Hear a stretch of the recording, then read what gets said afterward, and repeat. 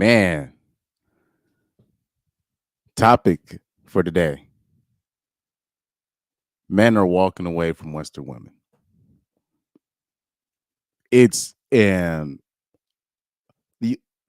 lot of the examples I have used, a lot of it has been sports related, where I will show you countrymen. I will show you a lot of the products of athletes now with dual citizenship. I'm talking about with American dual citizenship. It'll be American dad, woman from another country. And people don't understand the ramifications of that long term. But like I said, people are not going to address the real problems. But now, obviously, this video has gone viral, and we will get into it later. But I'm going to show you this video first, and then we'll get through some other things first, and then we'll come back to this video as the main point. So let's take a look at this beautiful video real quick, and then we will discuss other videos. And if you see the caption, he says he secretly learned Chinese to propose. So it's like that. What are you doing? 红衣人，我想和你喝一斤酒，要的是，而且我要用中文告诉你，对不起，我的。Okay, that's it. I'm not going to show the full thing just yet.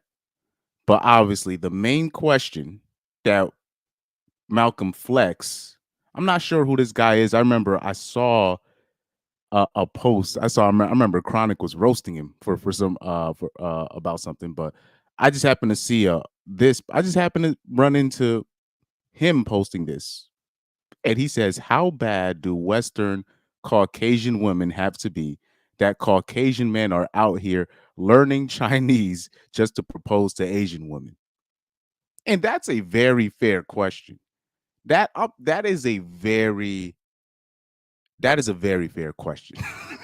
Like, how bad are white women acting in bulk to where even white dudes are like, and you know how much white dudes love their white women.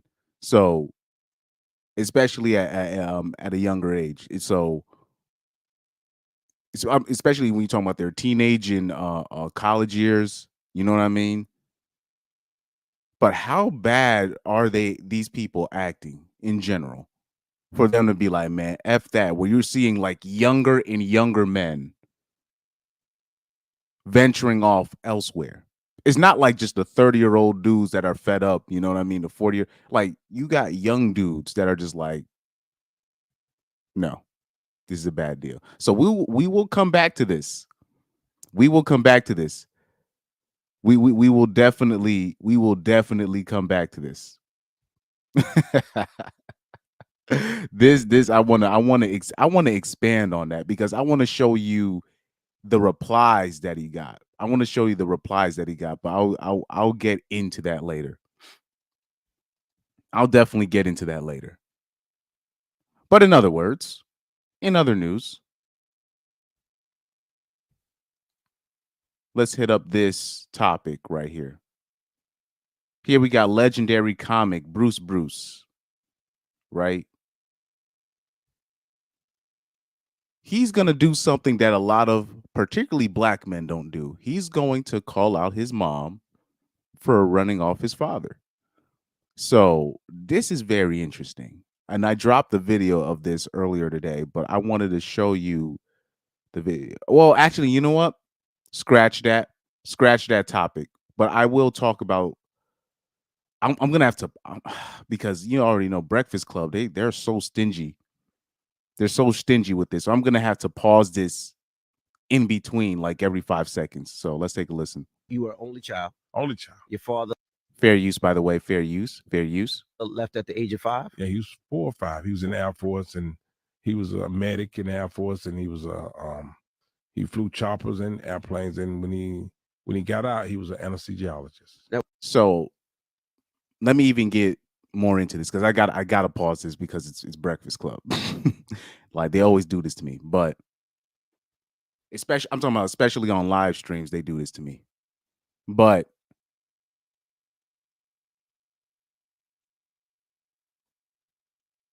that old adage of those things, because Bruce, if I'm not mistaken, he was born in the 60s, like the early 60s, if I'm not mistaken.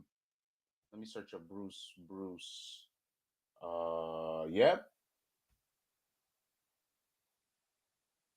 Yep. Apparently he was born in the literally early. He was 19. They say 1960 or 1961. So whenever they mention, oh, the dad ran away, Papa was a Rolling Stone, and all this nonsense, right? Yes, those that could have been true, but a lot of times what they don't tell you is women are intrigued by guys that can't be kept, meaning you can't really tame. So women are so used to men just kissing up to them that by the time they meet a guy that is like not like infatuated by them, they feel like they make it a mission to prove that they have the golden vajayjay. That's how they get themselves into trouble. Now, instead of just taking that L, they get bitter and they spread lies about the man. Now, if you gave the man the opportunity, he would be like, look, I don't really mess with you like that no more, but I still want to spend time with my kid. Now, unfortunately, with most men, if they're not having sex with their baby mom, the baby mother is going to make it difficult as hell for that man to have a relationship with his child. So these are the things that they won't tell you, but eventually most kids, I'll say I'm not gonna say most, but I'll say 50 to 60% of the time, kids will figure out what really happened. And most times they find out that both of their parents were knuckleheads. Talking about both of the parents were knuckleheads. Now, was it important to mend that relationship before he passed? Or Yeah, I did. Wow. My mother said, I just wanted to know. I remember him. My mom said, what you looking for him for? You know. So these are the things. And I remember, and this is a form of emotional abuse. This is a form of just abuse in general. When kids will be like, oh, when can I see my dad, or blah, blah, blah. And even though the dad will have 50-50 custody, or they'll be broken up, if the kids has an opportunity, meaning he has a chance to see his father. It's not like his dad is far away. And it's just a matter of him asking the mom. If the kid is getting the inkling that every time he asks his mom to see his father and the mom throws a fit, or she starts talking crazy, or she starts acting up, eventually he's going to stop asking his mom to see his dad and just basically giving and not ask his mom to see the dad. That is a form of abuse. But obviously the therapists haven't spoke up on that just yet. Shout out to Educated Tyrone. He said LMAO at the caption about white women. Yeah, it's just, yeah. Yeah, the just Jasmine Black in the comments is everything wrong with Black American women. And to be fair, nobody liked her comment. To be fair, she got ratioed. But like I said, just Jasmine Black is a representative.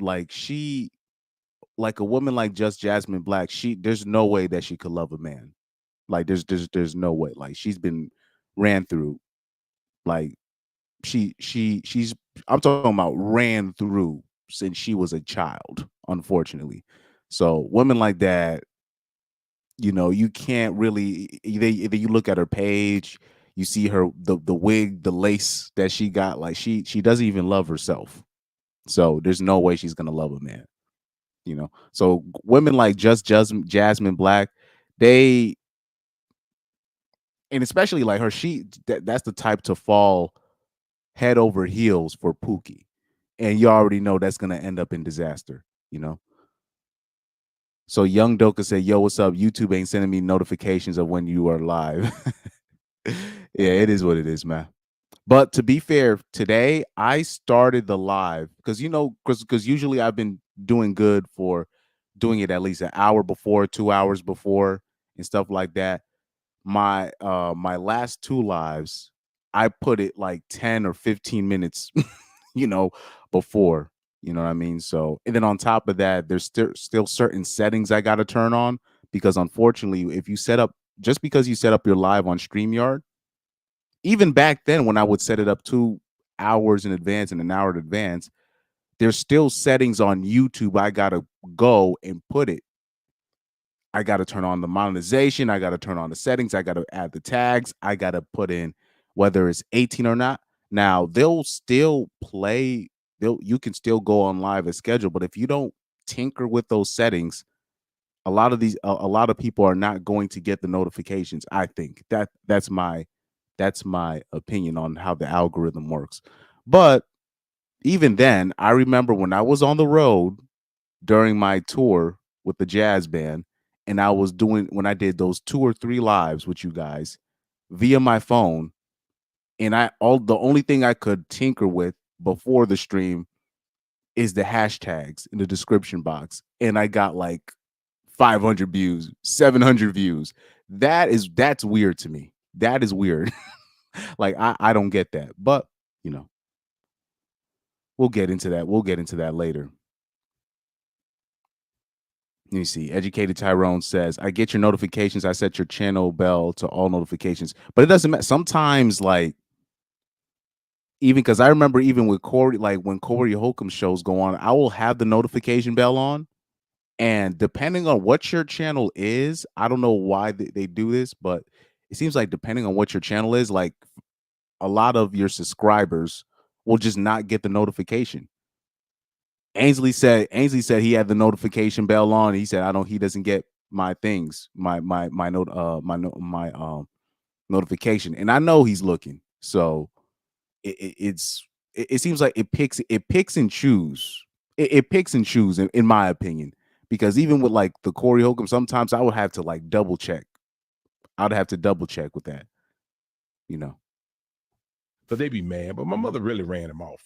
You know what I mean? She ran him off, and she was a monster, man. You know what I'm saying? Did your dad say? So there's a lot of men that are afraid to be like, look, yo, my mom ran my father off. Now he's probably one of the rare ones that will admit this, because a lot of men are afraid to admit this about their mammies, you know. So it's one of those, and it doesn't mean that you don't love your mom. It's just this is what happened. This is what she did. Say that? Oh no, I just saw it. You I saw it. You know what I'm saying? I'm like, man, Now it's interesting when he came up with that opinion. When he said that he found out that his mom ran him off, the first thing that Envy says is, "Oh, did your dad say that?" And you're just like, bruh. First of all, men don't really say that to their kids. Now, it's interesting if he came on there and said, "Oh, my dad was a deadbeat and he wasn't there for me."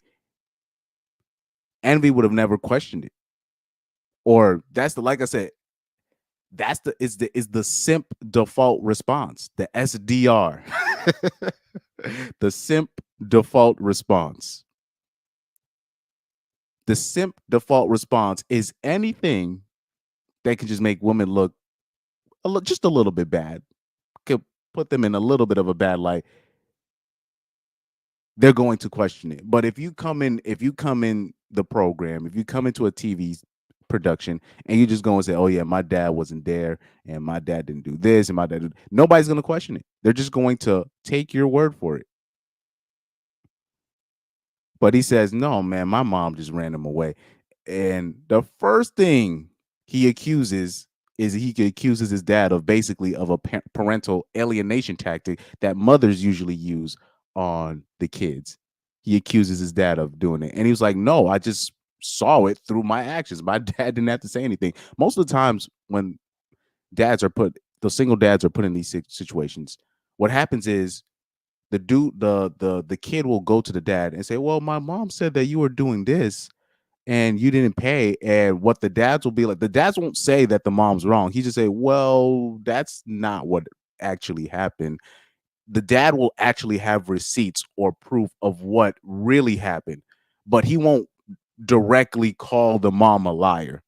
He's just going to show the proof of what happened, and then the kid is going to come to the conclusion that, oh, my mom was lying. But the dad it doesn't come out on the offense and be like, oh, you lying, or she was lying. Like, most dads are not going to be. Remember when we did the live stream of Elle from the Tacos and Shawarma podcast, and Elle brought her baby father on, and he was on the offense saying that she was lying about him and blah blah. Most dads don't do that. They just be like, whatever. And then once the kid comes to him, eventually, like later on in life, he just goes, well, this is what really happened. But they don't directly call the moms a liar, because they understand when you're dealing with children, kids, this is a delicate situation, and you have to refrain from making the other partner, quote unquote, per se, look bad. Dude is cool. He was really cool, you know. But she like, I don't want it. You know, everything he tried to do, she just knocked it down. Like, but she was listening to her girlfriends. That's why I try to tell all these young girls, don't listen to no woman that ain't got no man. That's right. That's this is gonna bring up another important point that I'm gonna bring up later on in the show. Because when we talk about, single women keeping other single women, single women keeping other women single, and how unhappy single women are, there's another part to the game of this that I forgot to address this. And I know this part of the game, but I just forgot to address this because I always like to talk about other things. But I'm so happy that I went through my archives and I saw something that I forgot to show you guys. It's something that has been saved in my archives for a couple months, but I forgot to do a video on it. And there's another part of the game that I'm missing and that I forgot to tell you, that I am obligated to show you later on in the show, when we talk about another reason why single women will keep other women single. But I will show you that. I will show you that, because there's another part of the game that we miss, right? Man, shout out to Pyro. SDR. Yeah, this is what we're gonna call it. We're gonna call it SDR, the simp default response. And it just anytime you'll say something that will make a woman look just a little bit, not just bad, but just that calls into question something that could call into question her character. It's always like, did you really say that? Did you get that? Is that what your dad said? And they start sounding like they're single mammies themselves. Oh yeah, Envy is Envy. He's broken. He's low key buck broke by his own girl, because he had a fling with what is that chick's name? I forgot her name. Morena. I think I've done a video on her. The Dominican chick, if I'm not mistaken. But anyways, the Dominican chick that did a video shoot at 16. Remember, I did a video on her. But anyways, Truth Hunter said, I always heard ASR. Yes, the average simp response. I've heard of that before. I forgot who said that though. But hey, man, I like the term SDR. I like the term SDR, man. Garrett, shout out to the War Band members that's checking in on me, man. I always appreciate that. But it's interesting. Somebody has to refresh me, because I know I'm gonna show a tweet from Malcolm Flex that actually had me intrigued. But did it like, because Chronic be roasting everybody, but didn't he roast Malcolm Flex recently on something? I forgot who. But I'm still gonna show the tweet, because Malcolm Flex brings up a great point. And I love that he brought up the point that I'm going to show later on. Is something that, because the point that Malcolm Flex brought up in terms of how bad how bad are Caucasian women acting in bulk? Just how bad is their behavior where you have Caucasian men like saying, "Nah, I can't even mess with I can't even mess with our woman." And you know, white dudes love their white women. Same way I'll say black men love their black women, but I believe white men love their white women, especially at that age in the 20s. You're talking about teenage years, especially when you're talking about high school and college. You know what I mean? So I'm talking about they're willing to literally jump on a whole bullet for these people, and they're like, I can't do this no more. That's going to be a very interesting thing, and I want you to look at the comments too, because I saw some of them comments. I was laughing. You understand what I'm saying? If you got a woman, if you got a girlfriend, you got a husband, she know how to treat her husband. But a woman that don't have a man, she can't tell you nothing. But also mention that. Yeah, but we're gonna get into that later on when we're talking about the single women, the stuff that single women do, and why another part of the game why single women keep their best friends single. And I'm gonna give you a hint. And I'm gonna give you a hint, and you guys might probably spoil it in the chat, which is fine. But I'll give you a hint to where I'm about to head towards this when I hit this point. Women don't only just catch feelings for men, and I'm gonna just leave it at that. But we're gonna get into that. We're gonna get into that. we're definitely gonna get into that. Okay. But anyways, oh, this is beautiful right here. This is beautiful. I got another video. If I can pop this up, pause real quick. I'm trying to pop this up, but I can't copy the link. But anyways, what does she say here? Why can I not copy this link right now? Here we go. Pop-up show things. But anyways. All right, we got this chick that's gone viral. You're gonna see me drop a video about this eventually. It's gonna drop. I don't know if it's gonna be tomorrow or Wednesday, whenever, right? I'm telling you, she is. We're gonna have this term. We're gonna call it the the single mammy defense force, right? I don't know, the SMDF. I don't know what we're gonna call this, but this is the single mammy defense force is very strong, right? So here we're going to have another woman try to explain how single moms are not doing what they're doing by choice. How it's not their fault still. But here we go. Let's let this play. I'm willing to bet that most single mothers didn't choose to be single mothers. I'm willing to bet they are single mothers because that shit chose them. They're single mothers because it just didn't work out with the person that they had the child with, or that person went ghost. They went absentee. And for some reason, all of the responsibility and all of the, taking accountability falls onto the mother. Like, oh, you should have chose better. You should have done better. Where is this energy for these niggas who keep stepping out, who keep having kids in order to sit women down and control them and then leave? They bounce. There are serial daddies out here. Where's the onus? Where's the responsibility for them? Where's the accountability for them? I'm willing to bet that most single mothers. Oh man. This is ridiculous. This is getting ridiculous. This is getting ridiculous.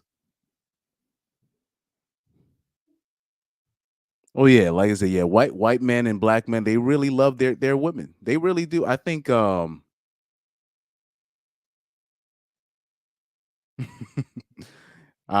thank you, Garrett. Yeah, so because I remember that something had happened, but thankfully that's good. They hashed it out. Good. That's good. That's good. So he's Garrett Grant says Chronic was roasting Flex because he mistook one of his tweets, then hashed everything out on Chronic's stream. Nice. Yes. That's what I want to hear. That's what I want to hear. And thankfully Flex didn't thankfully Flex didn't take it whatever Chronic was roasting him about. Thankfully he didn't take it to heart and was like, oh look, that was just a misunderstanding. Thank you. That's good. That's good to hear. Now that's great to hear. Now I can really post this in confidence. Oh man, because a lot of people, like, for example, Corey Holcomb will roast and people will they'll take it so personally. And maybe, you know what, maybe I'm a bit insensitive to that because, dude, let me open up to you guys a little bit. Pause.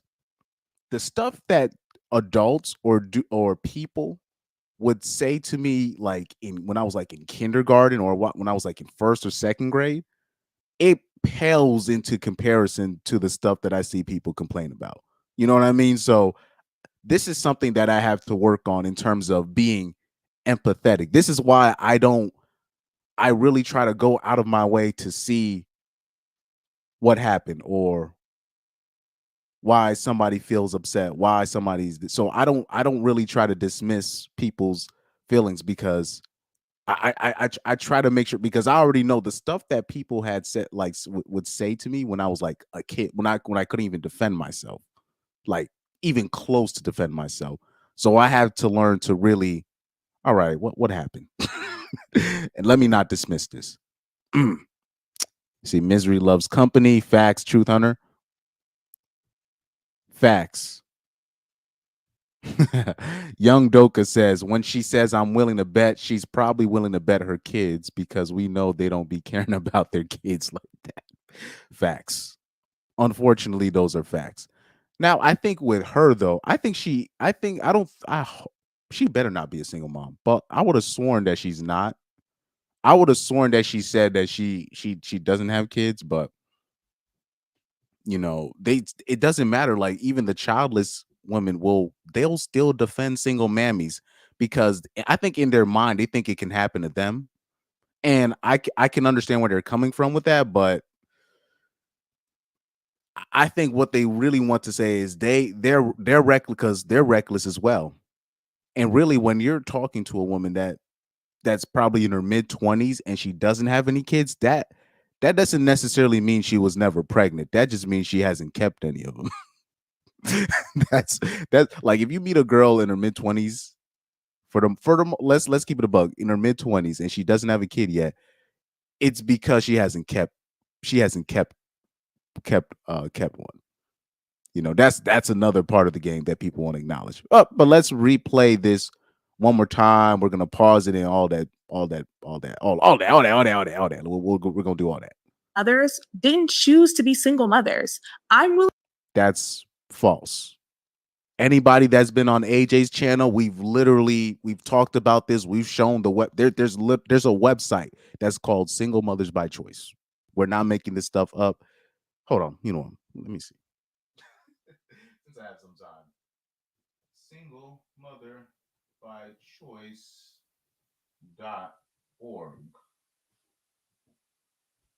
I don't know if I can look it up. Choice. Oh, here we go.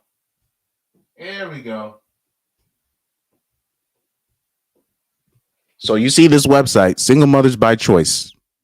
Plus, you see the people like what's it, Ebony K. Williams. They're literally choosing to become single moms.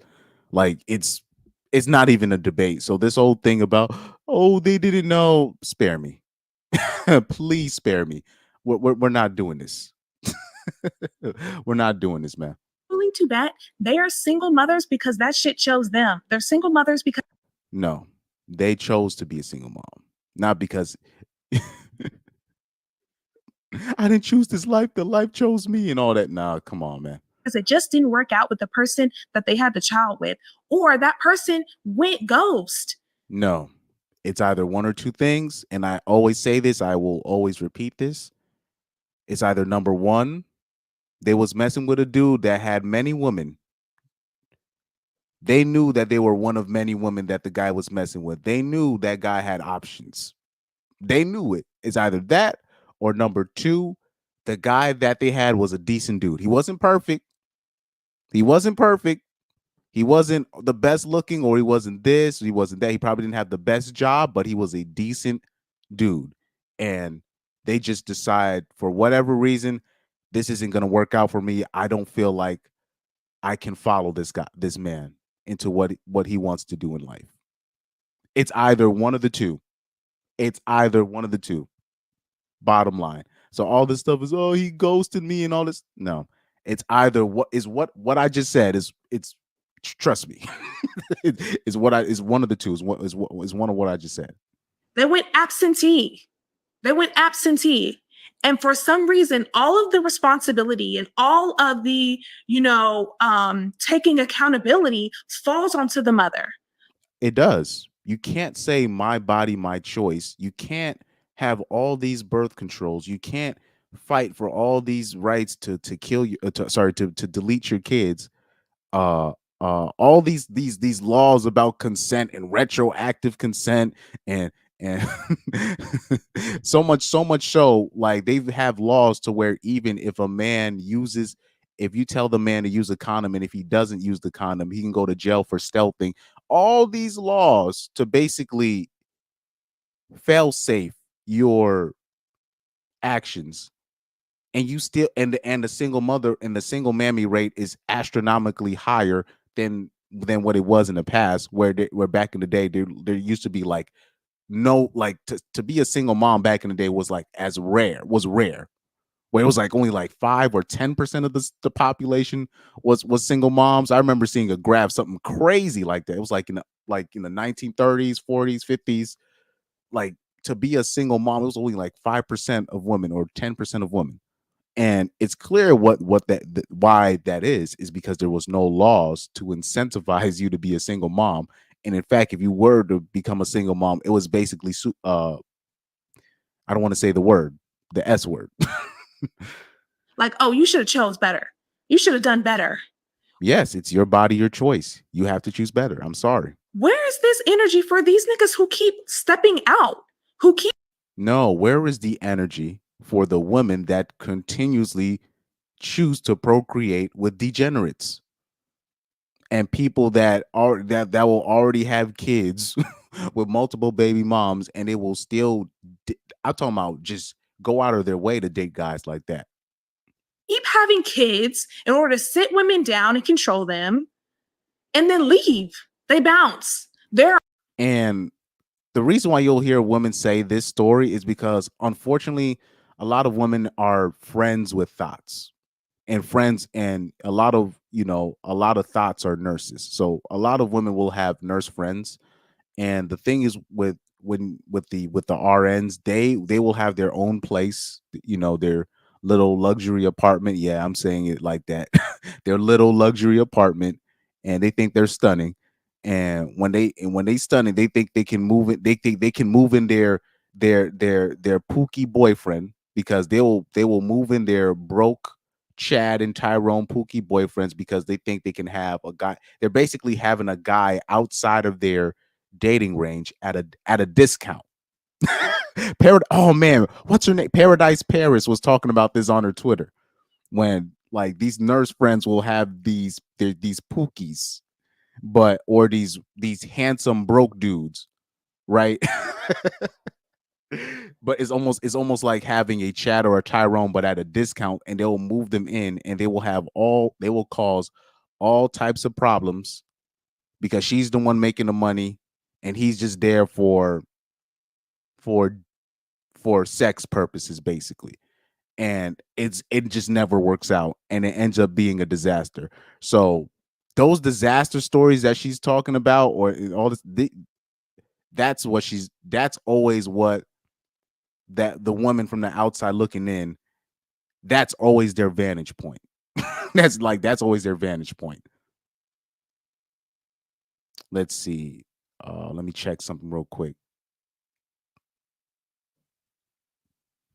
They don't Oh, shout out to Water God Zero, man.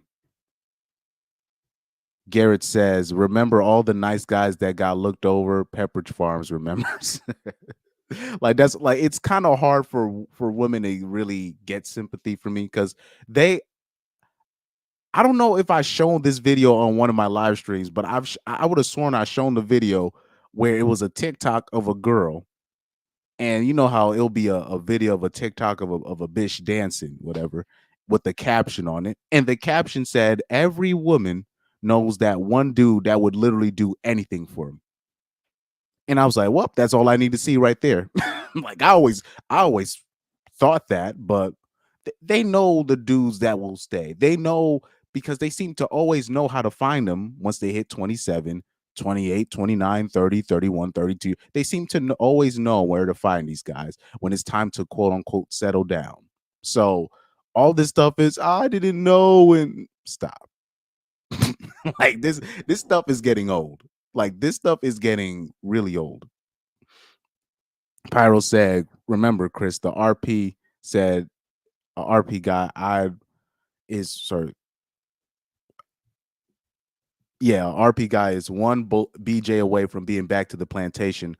What chance does the normies in incels have? That's what I was about to say. Even like RP guys, they will drop all this nonsense. I'm talking about they will drop everything that they just said if they found like one girl that was like nice to them. They'll find like one girl that will actually open up to women, let them do what they want, and they will literally drop everything. Have the girl on their own. They'll be having a girlfriend on the shows with them. And the girl will be a single mom too. That's how. So please, all this stuff is I can't find a nice guy, and I can no.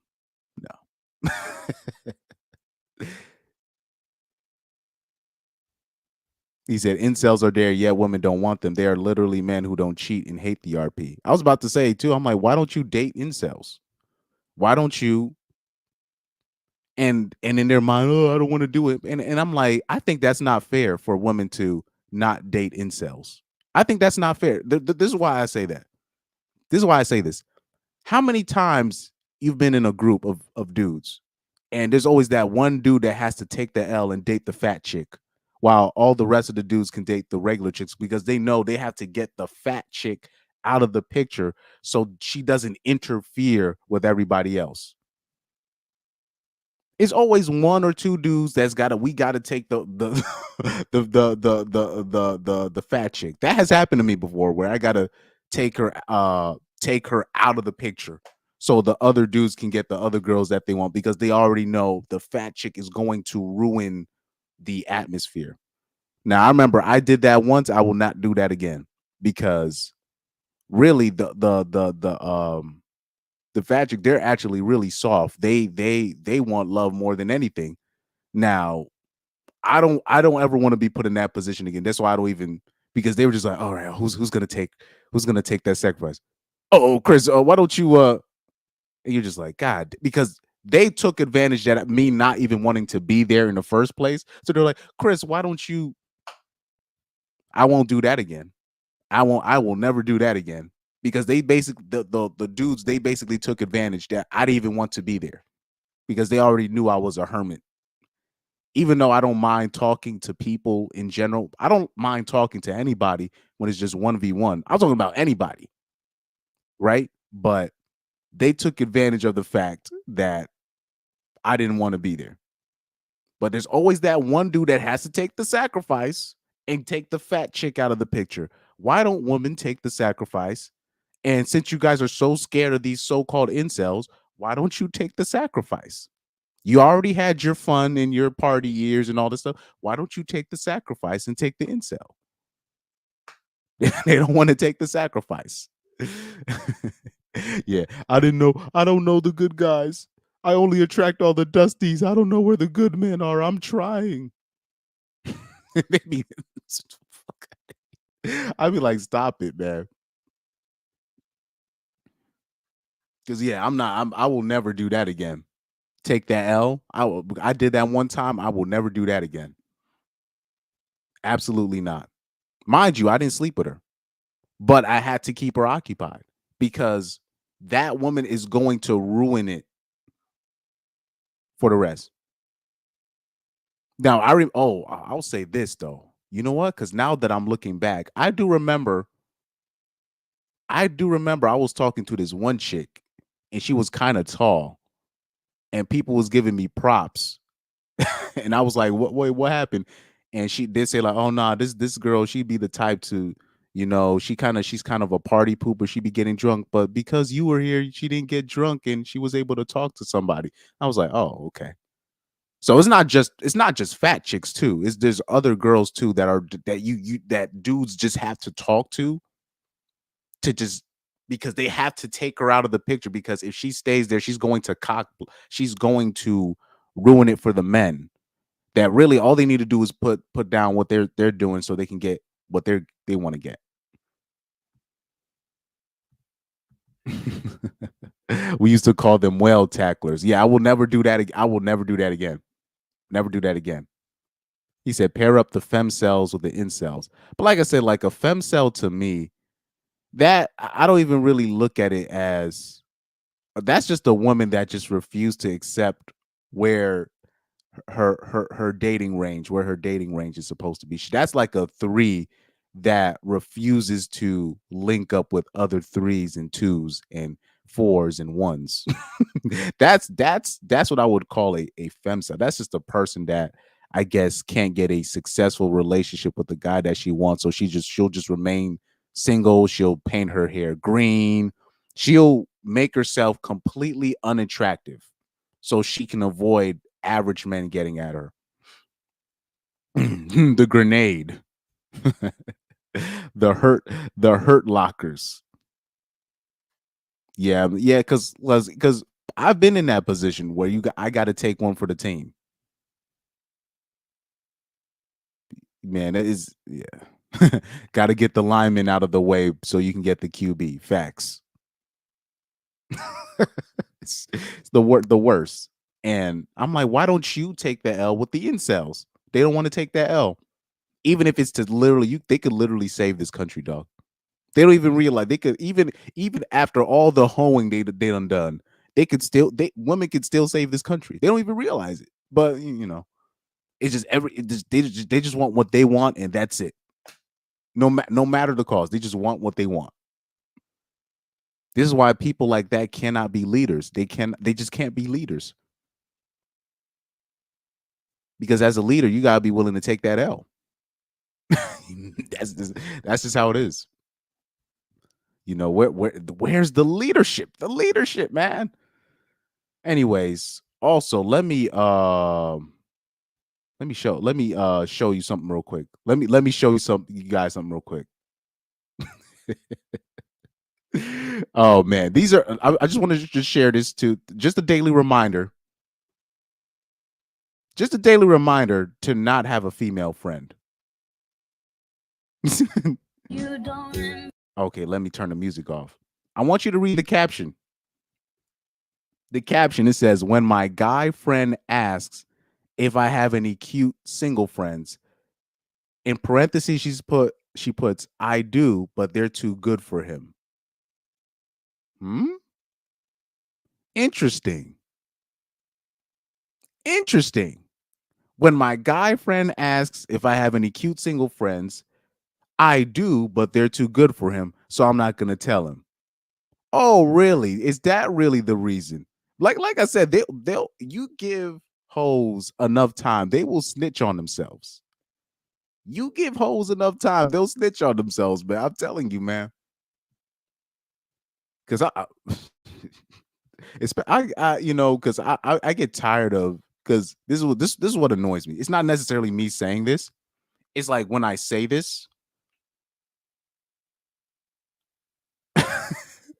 So, and these are the same people, like, so I'm like, okay, so you're saying they're too good for him.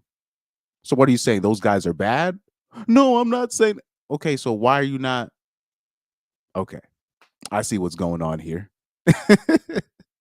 So right here, I see this comment. and said, like, I'm not going to ruin their lives, dude. Bye. I'm not going to take part in traumatizing my girlies. But here's the catch.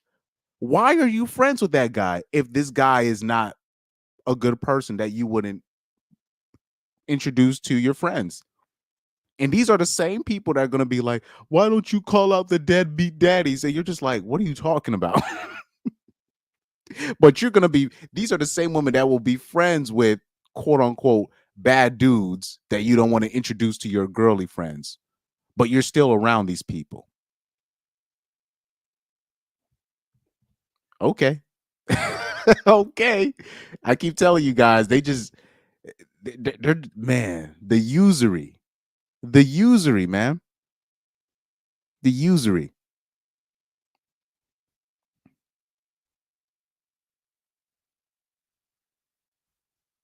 That's, you know what's interesting? That Truth Hunter, you're right. I'm talking about the guy will be in love with her and will still hook her up with one of with a guy friend that he knows, even if he knows that she doesn't have reciprocal feelings. That's how patient dudes in the friend zone will be. Like, so, and or I'll say this, I'll know guys that will introduce like a woman that they might not be interested in, but they'll be like, you know, oh yeah, you know, I know a guy. They won't act like they don't know nobody if they're put in a position to help their female friend out, even if they have feelings for the broad. They won't act like, oh, I don't know no guys out here, and they won't do it. They won't do that because they'll, first of all, they'll look like a hater and they'll get called out for being a hater. So, and right there, and she said that, or she wants him to herself as well. Anything she wants, it's almost like a vampire where they just need that attention. It don't matter where it comes from. It doesn't matter if that man is not safe. If he's giving her that attention, she will keep him around. It don't matter who the dude. I'm talking about, it don't matter who the dude is. She will consider you a useful idiot, and she will use you for what she needs to use you for. Like, most women are not integrous enough to be like, look, I know you like me. I know. I'm telling you up front, I don't like you back. Why don't I hook you up? They won't, but they won't do that. They just won't. They won't be. They'll be like, look, but you're a decent dude. I have a girlfriend. I know she might not be the pretty, but I'm telling you, she's good. They won't even do that. They won't even hook you up with their ugly friends. They won't even do that. They won't even hook you up with the ugly friends. They won't do it. They won't do it. The energy, exactly. Energy vampires. That's the term right there. Energy vampires. And these are the same people like, oh, why don't you call out the deadbeats? But anyways, let's go back to this real quick. I just wanted to check her page because I've been seeing her go viral a little bit. I'm not saying she's a 304. I'm not saying that, but it looks like her page is mostly her content. So I can't damn her that much off GP. I can't damn her that much off of GP. Even though she's probably low-key a freak. I can't damn her that much, right? It looks like her page is mostly her content. So it is what it is. I'll give her a pass. I'll give her a pass for now. Also, before I move on to the main stuff, I want to show you that story that I've showed you guys the story a lot of times, right? You're gonna, when you got particularly, I want to use U.S. women's soccer, for example, right? So right now, we're going to be losing a lot of our talented, a lot of our talented female soccer players due to American men looking for women overseas. And what happens is you have these American men, they're just, they get the average man is so frustrated with the average dating scene with the average American woman, they end up going overseas, or somebody from overseas will come to America, right? And they'll meet them, and since they because they come from a different culture, and since they're in survival mode, since they're coming from another country, they're gonna find a simp, and the guy is gonna be like, "Wow, I've never been treated this this good in my life. I'm gonna marry this girl," right? Now what ends up happening is they'll marry the woman. The woman's probably from Honduras, Guatemala in this case, right? Or these countries.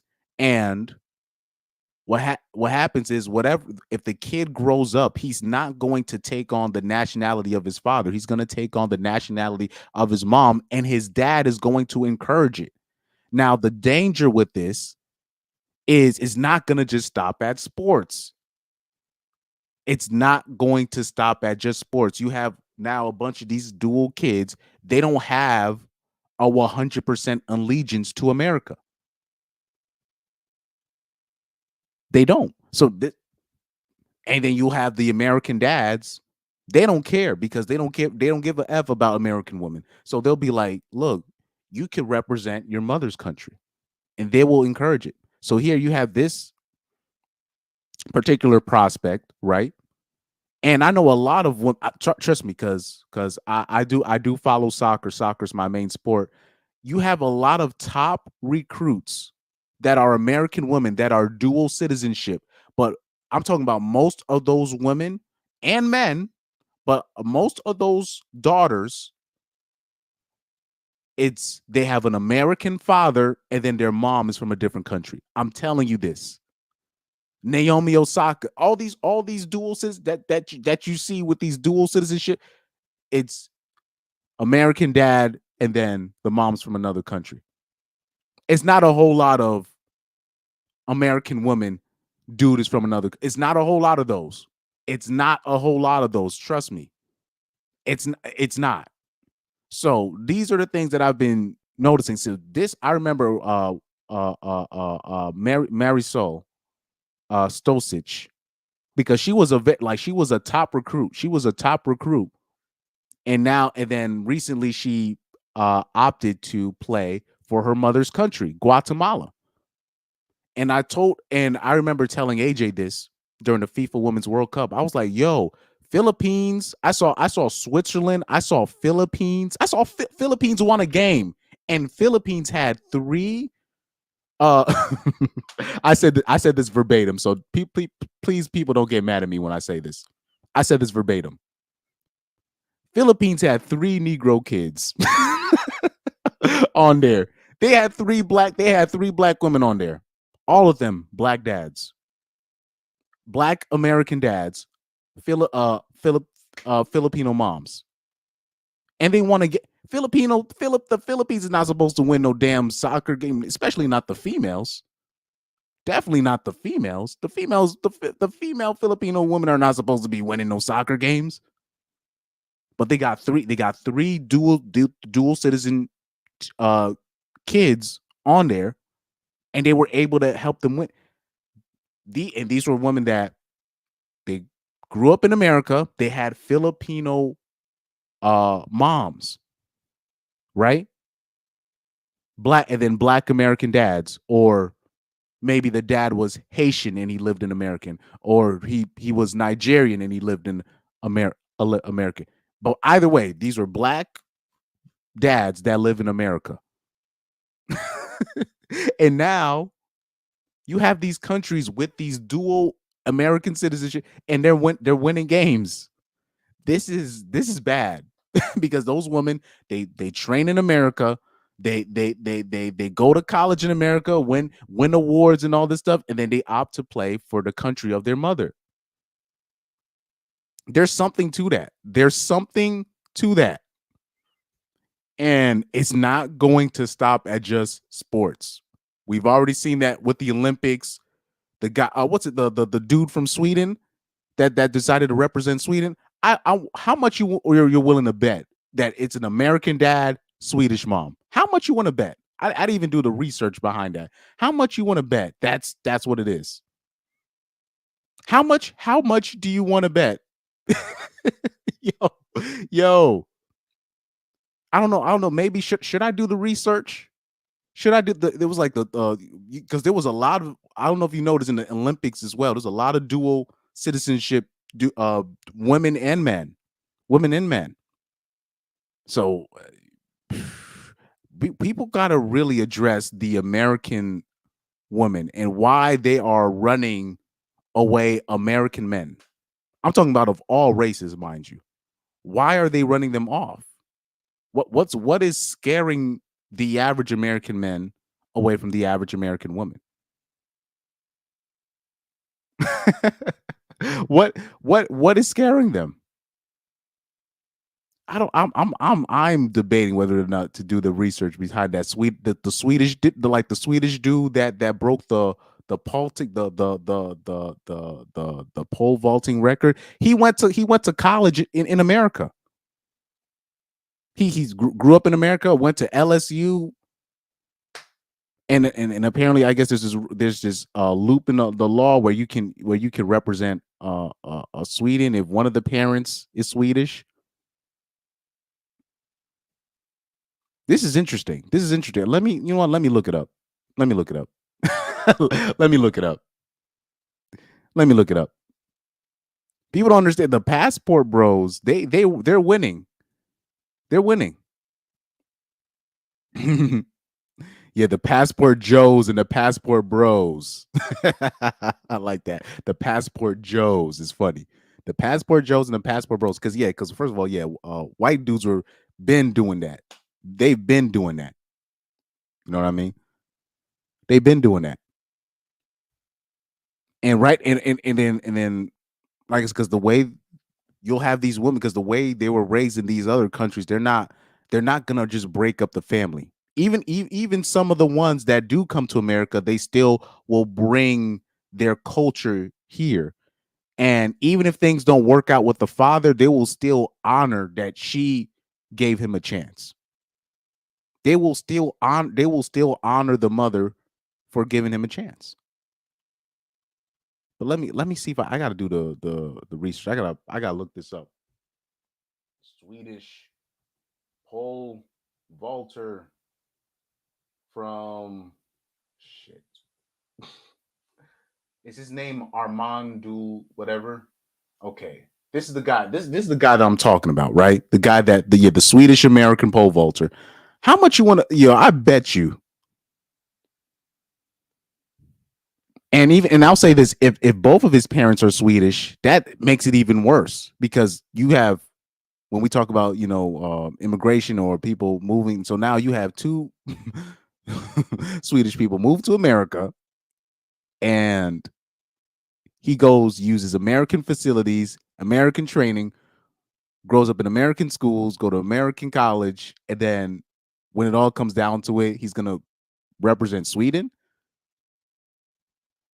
Like, France, they don't allow stuff like that. Like what they do is they'll steal the African kids, but they'll be like, nah, you got to represent France. You're not representing Cameroon or Ivory Coast. You're not doing that. Or Algeria, right? They don't allow you to do that. We got to see his personal, because they say he's Swedish American. Let's see if they show what his, let me see. You see, I told you. Duplantis was born into an athletic family in Lafayette, Louisiana. His American father, Greg Duplantis, is a former pole vaulter with a personal best of blah, blah, blah, blah, while his Swedish mother, Helena, is a former heptathlete and volleyball player. I told you guys. I told you. Most of those guys, it's always American father, wife from a different country. It's a lot. It's a lot of those, man. People are gonna find out, but it's gonna be too late. People are gonna make these. I think people are gonna because I like to use sports to make this point, because people are gonna real. Oh man, we got all these dual. But why is it mostly American men? It's crazy, man. I told you, with these dual citizenship people, it's always American father, and the wife is from a different spot. When you're talking about if it's an American with dual citizenship and they opt for another country, it's because it's an American father and the woman is from a different country. And look at now, the record is for Sweden, even though he used American facilities. He went to America. He grew up American. He opts to represent his mother's country. This dude hasn't even he never even grew up in Sweden. But now the record is it's a they got the Sweden flag next to the world record pole vaulting record. And really, because like I said, life comes from men. That guy was going to be born either way. Life comes through men. You mean to tell me he couldn't find an American woman that does volleyball and that was just nice enough? Because if he met a Swedish woman, she was a feminist as well. But I bet you, because like I told you, at least the feminists in the Nordic countries are congruent, meaning they don't have, they understand that, okay, if I make money as well, I got to pay some of these bills as well. They're not like the Nordic feminists, at least they're not convenience feminists. They're feminists all the way. So I can't really rip on the Nordic feminists that much. But you mean to tell me he rather that feminist than the American feminist? He couldn't find one athletic woman that was nice enough. He couldn't find one athletic woman that was just nice enough to be like, okay. That's sad. That's sad.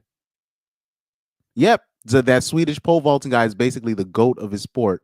Broke the world record 8 times. So now it's a Sweden flag next to that record where it should be an American flag.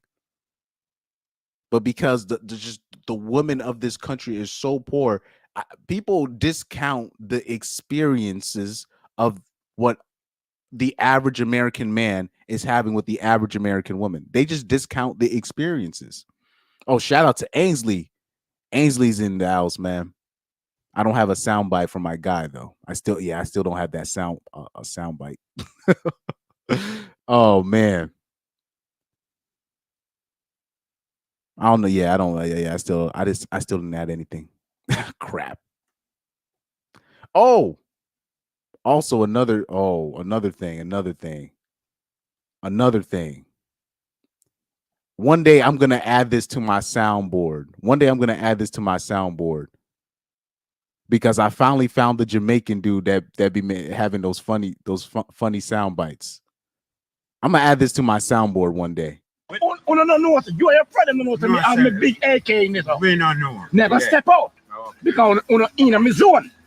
That's the answer I give. Oh, no, you are your friend, no, me have my big AK in it. We don't know. Never step out. Because in my zone. That's the answer I give. I gotta add that to my soundboard. I have to. That's one of my favorite sounds. That was funny. That was funny, man.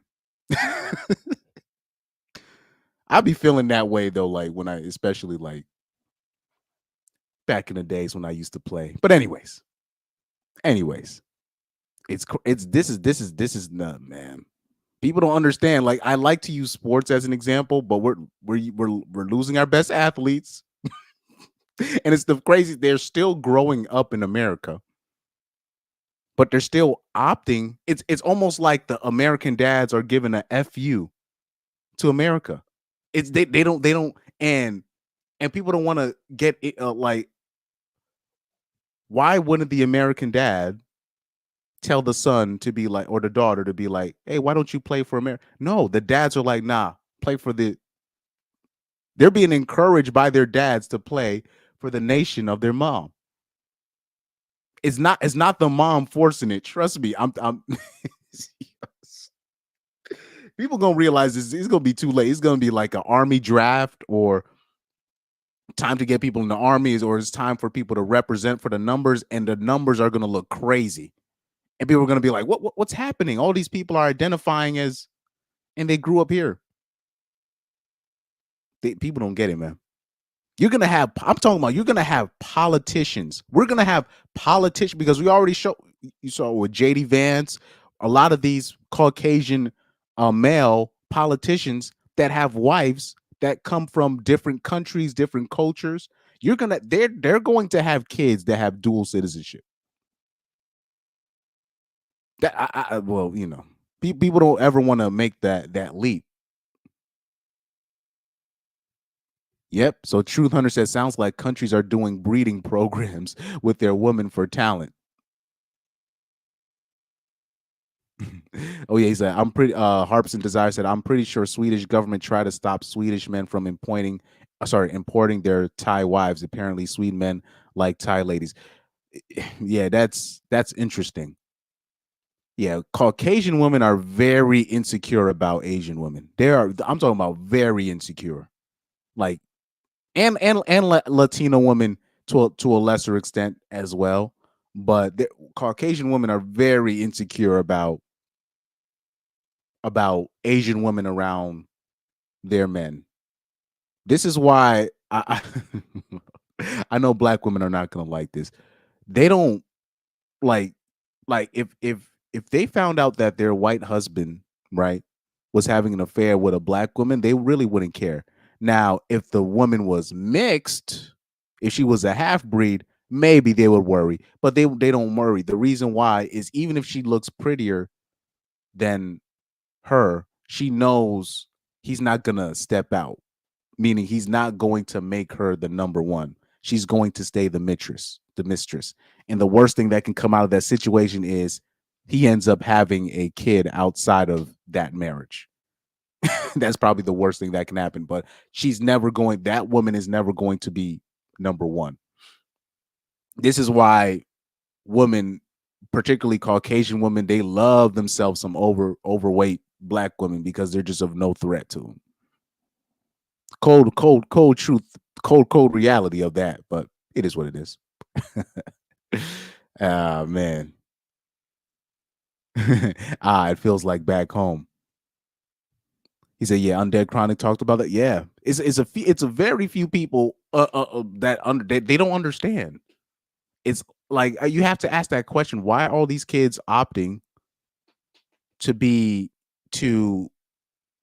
represent the country? Why are they opting out, and then they're choosing to represent the country of their moms?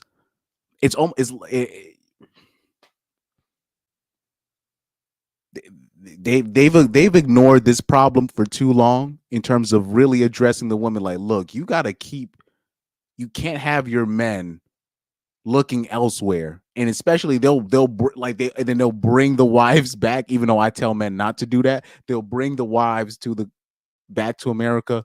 And oh my God, they don't understand the future disaster that's going to be. They don't even understand, because now look at the politicians. They're going to be having these kids.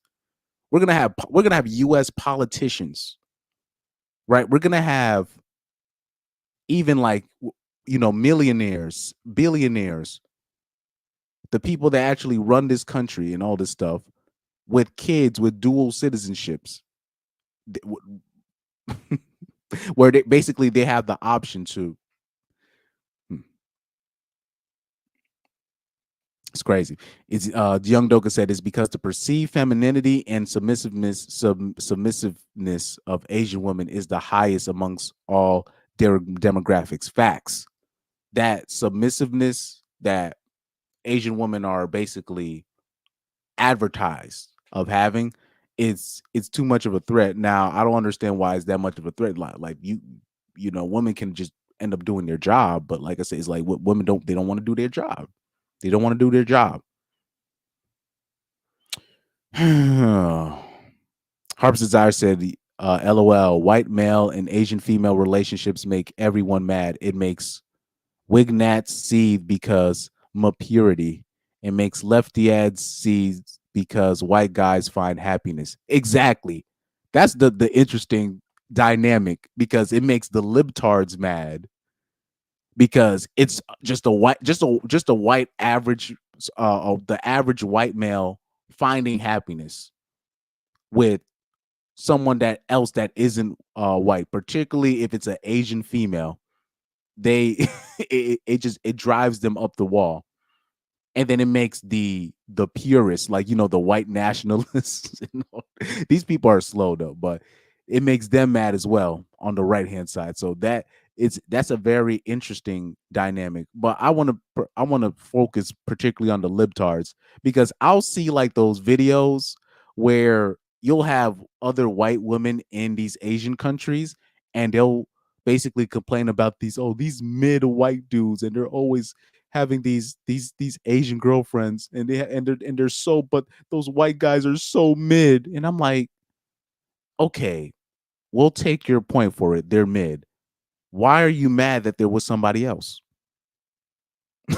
Just,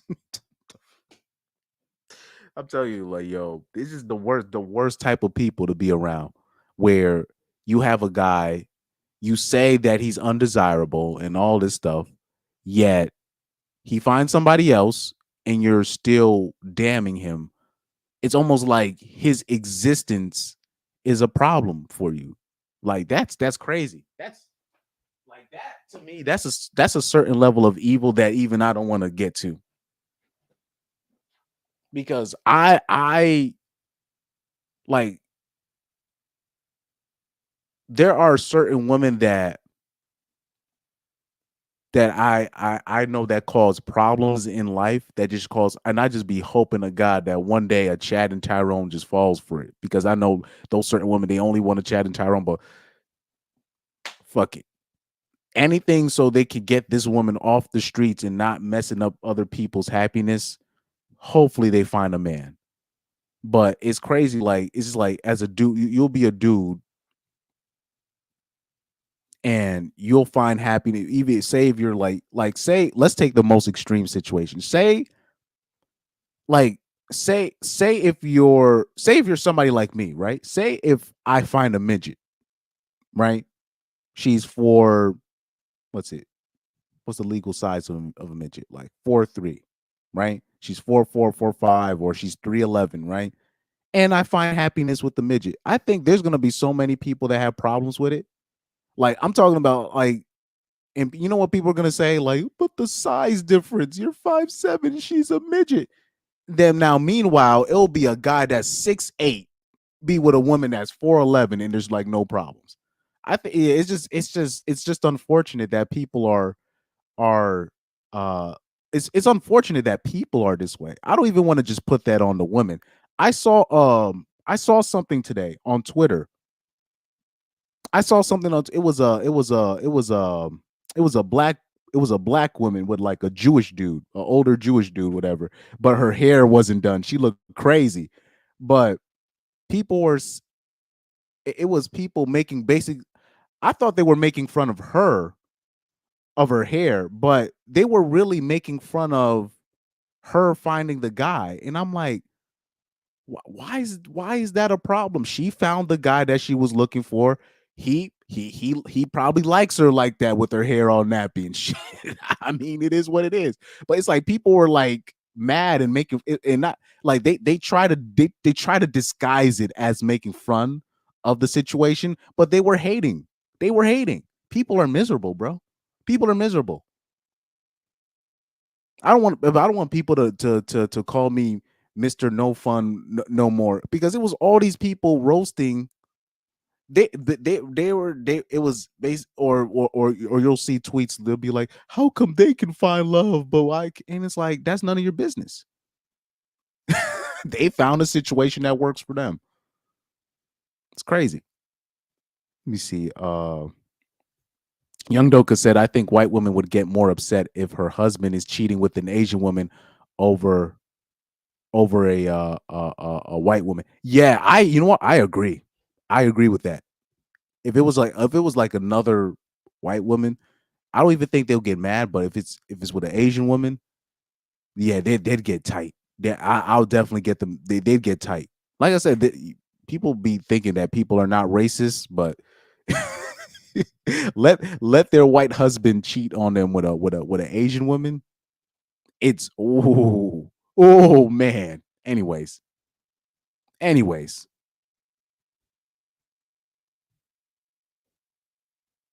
how like they'll be like, how did he bag her or how did she bag? I'm like, mind your business.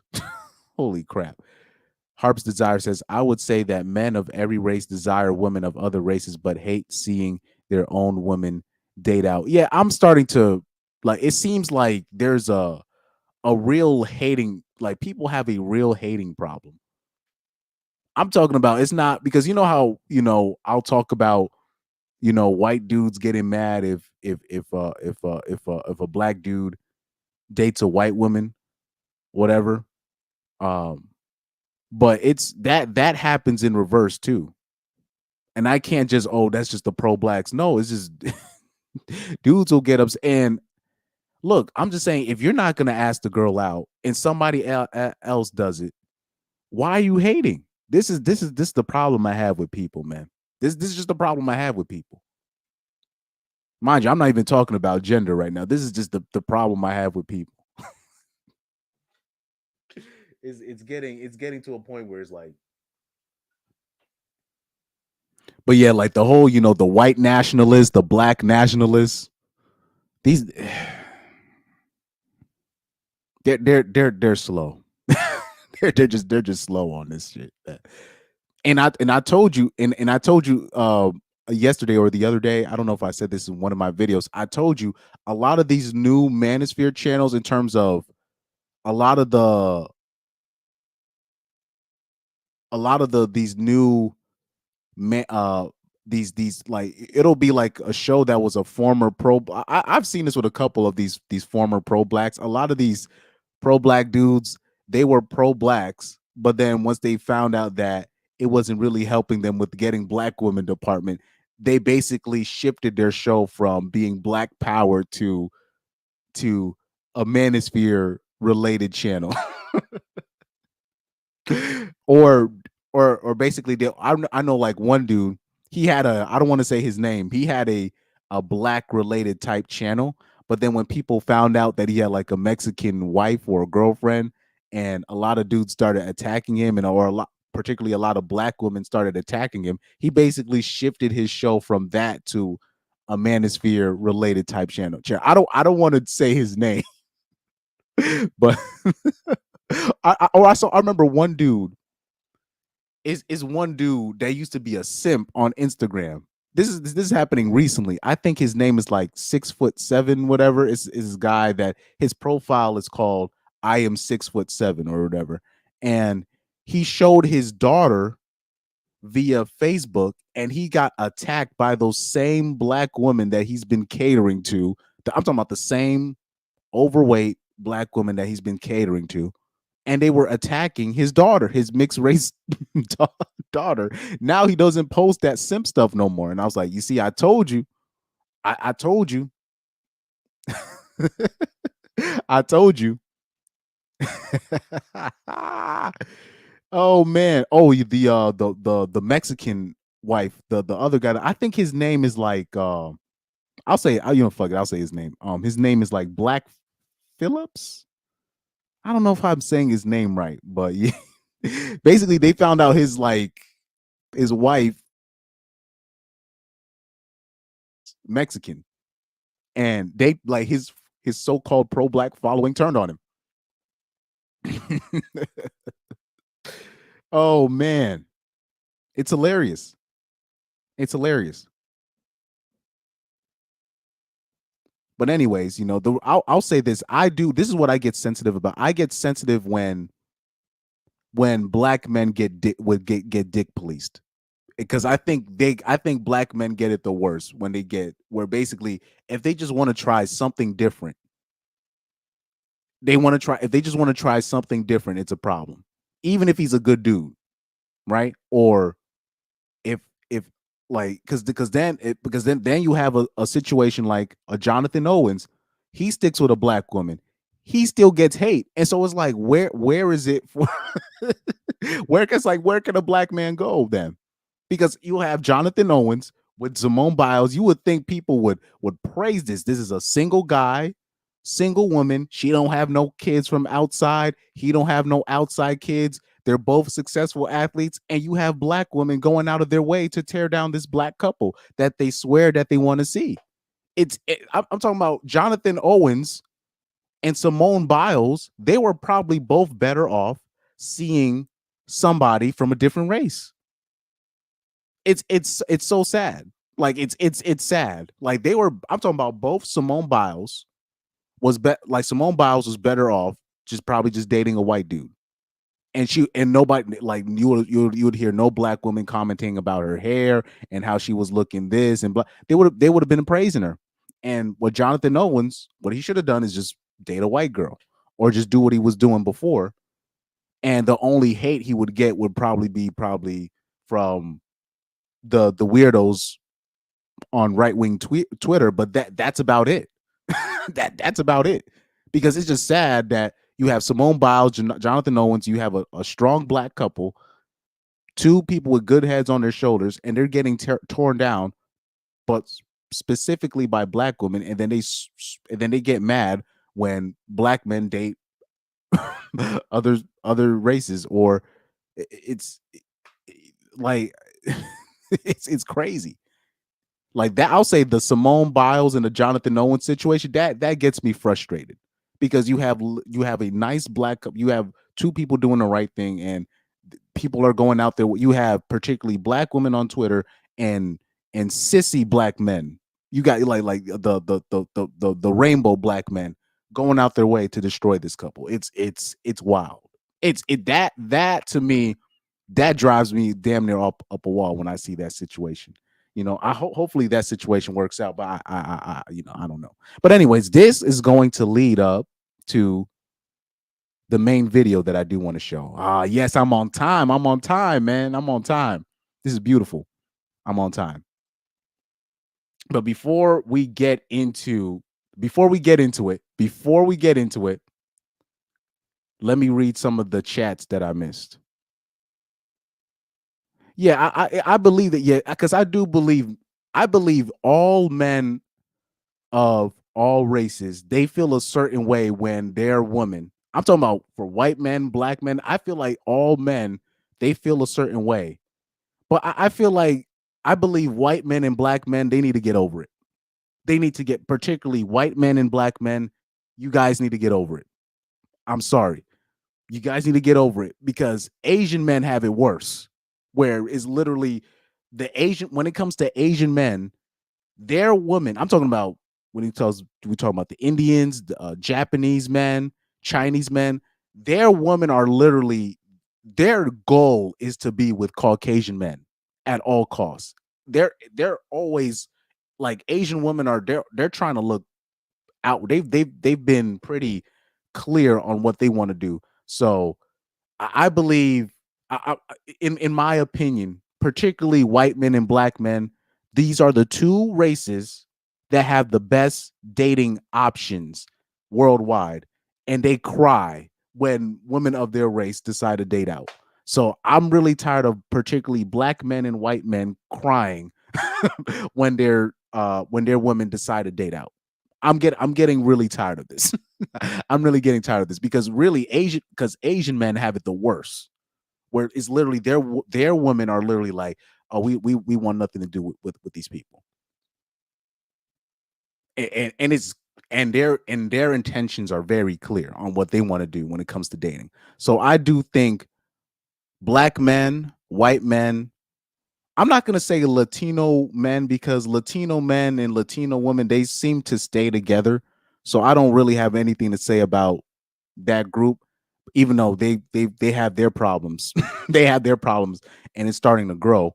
But particularly black men and white men, they got to get over this stuff, because they seem to, it seems to always be a problem when their specific groups of women decide to date out. I mean, they got to get over that. Now maybe it's because it's the way I grew up. The way I grew up, I I see a whole lot of interracial couples where I live. So it's not even, so it's not, I'm talking about all types of combinations that I've seen growing up. And those end up being the couples that end up lasting the longest, even though they have the most tension. So it is what it is. Young Doka says definitely is true with men of all races, but some races are worse than others. At mate guarding, for example, I don't see any Indian men mad that they lost in Indian to JD Vance. Exact. That's so. I didn't even read the rest of you. Like I said, Asian men have learned to just get over it because like Asian men, their women are like they're how do I say it? What's the word that I'm looking for? I don't know why I'm blanking on the word, but the way that Indian women are be looking elsewhere, particularly when they're looking for Caucasian men and just disrespecting their own men, is like it's wild. Like recently, I know a Indian friend of mine that plays guitar, but that's not his main thing. He's a corporate guy.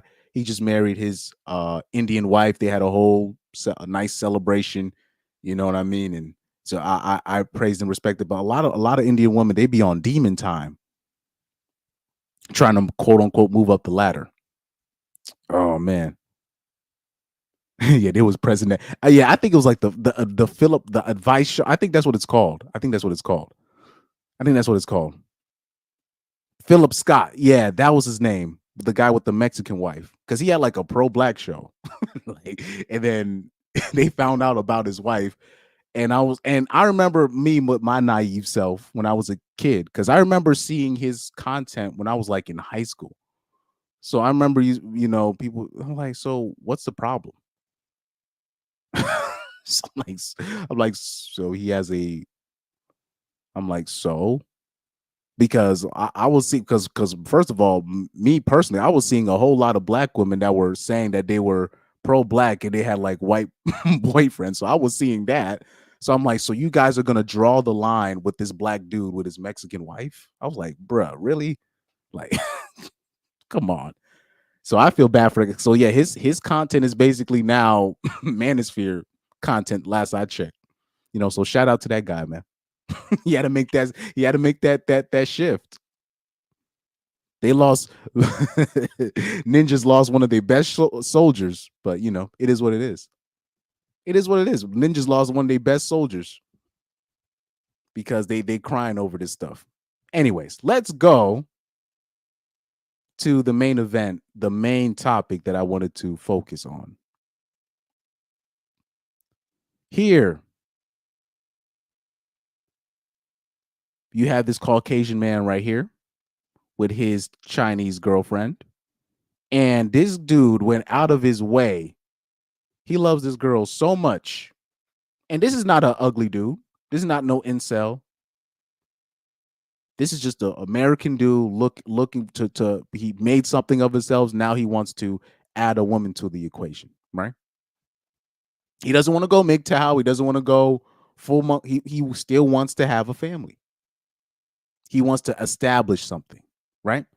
So this dude went out. He loves this girl so much that he learned Chinese. He learned Mandarin, which is a hard-ass language to learn. This dude went out of his way to learn Mandarin Chinese to propose to his Chinese GF. This dude. Hey, yo, man. What's that? Yo, I don't want to bring up that scene from Family Guy when Quagmire met that woman and he was speaking a different language in like his fantasies when he met the girl. Anyways, let's play the video. Yes. Position. So it's like that. What are you doing? 红衣人，我想和你说一句重要的事，而且我要用中文告诉你。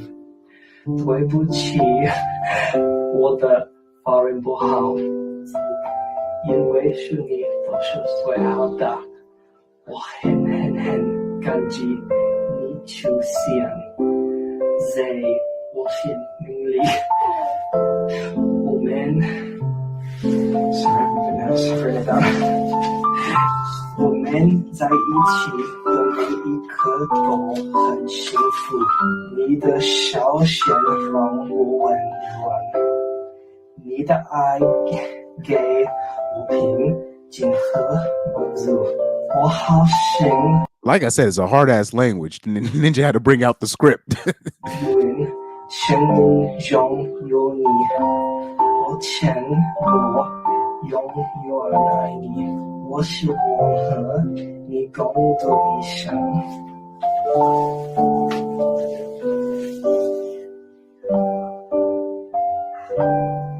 你愿意嫁给我吗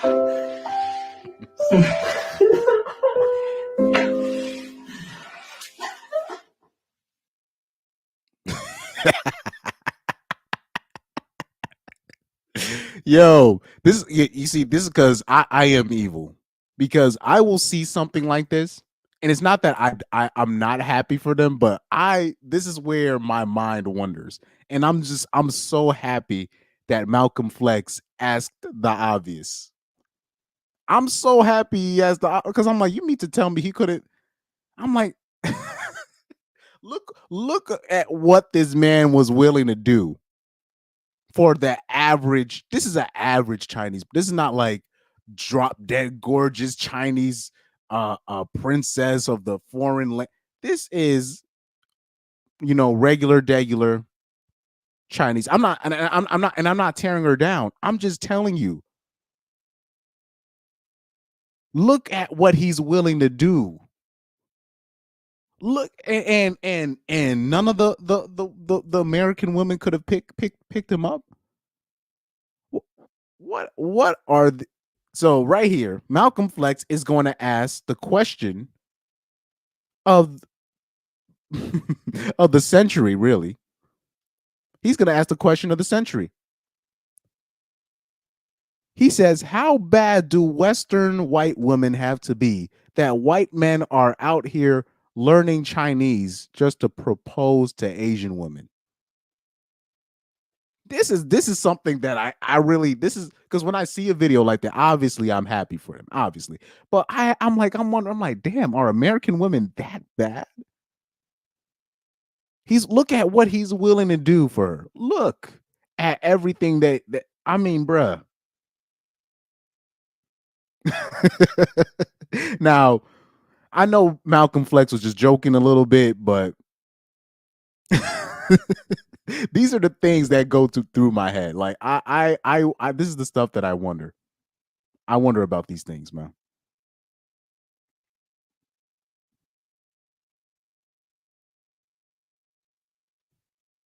Oh yeah, yeah. If Jonathan Owens got with a white athlete who was more successful than him in her sport, and he said he was the prize, white women wouldn't have made it, gone super viral. But even forget those comments.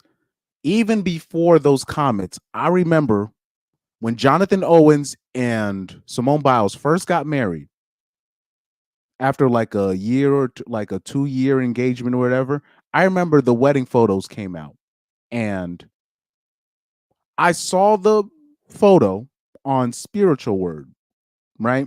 And I didn't look at the comments. I just thought the picture looked nice, and I posted the photo on my story, and I was like, man, hey, you see, I'm doing a good. I'm here. I'm like, you see, I'm doing a good thing. This is a beautiful photo of a black couple doing the right thing. About, man, I went back and looked at them comments later on, and it was all black women making fun of Simone Biles' hair, and I was like, I'm like, so this is one of the most important days of her life, and y'all are roasting her edges, her hair.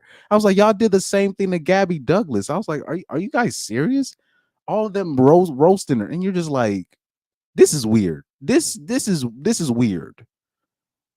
And I will say this, unfortunately, like I said, if Simone Biles married a white dude, they wouldn't have been making fun of her hair. That's just my opinion on that.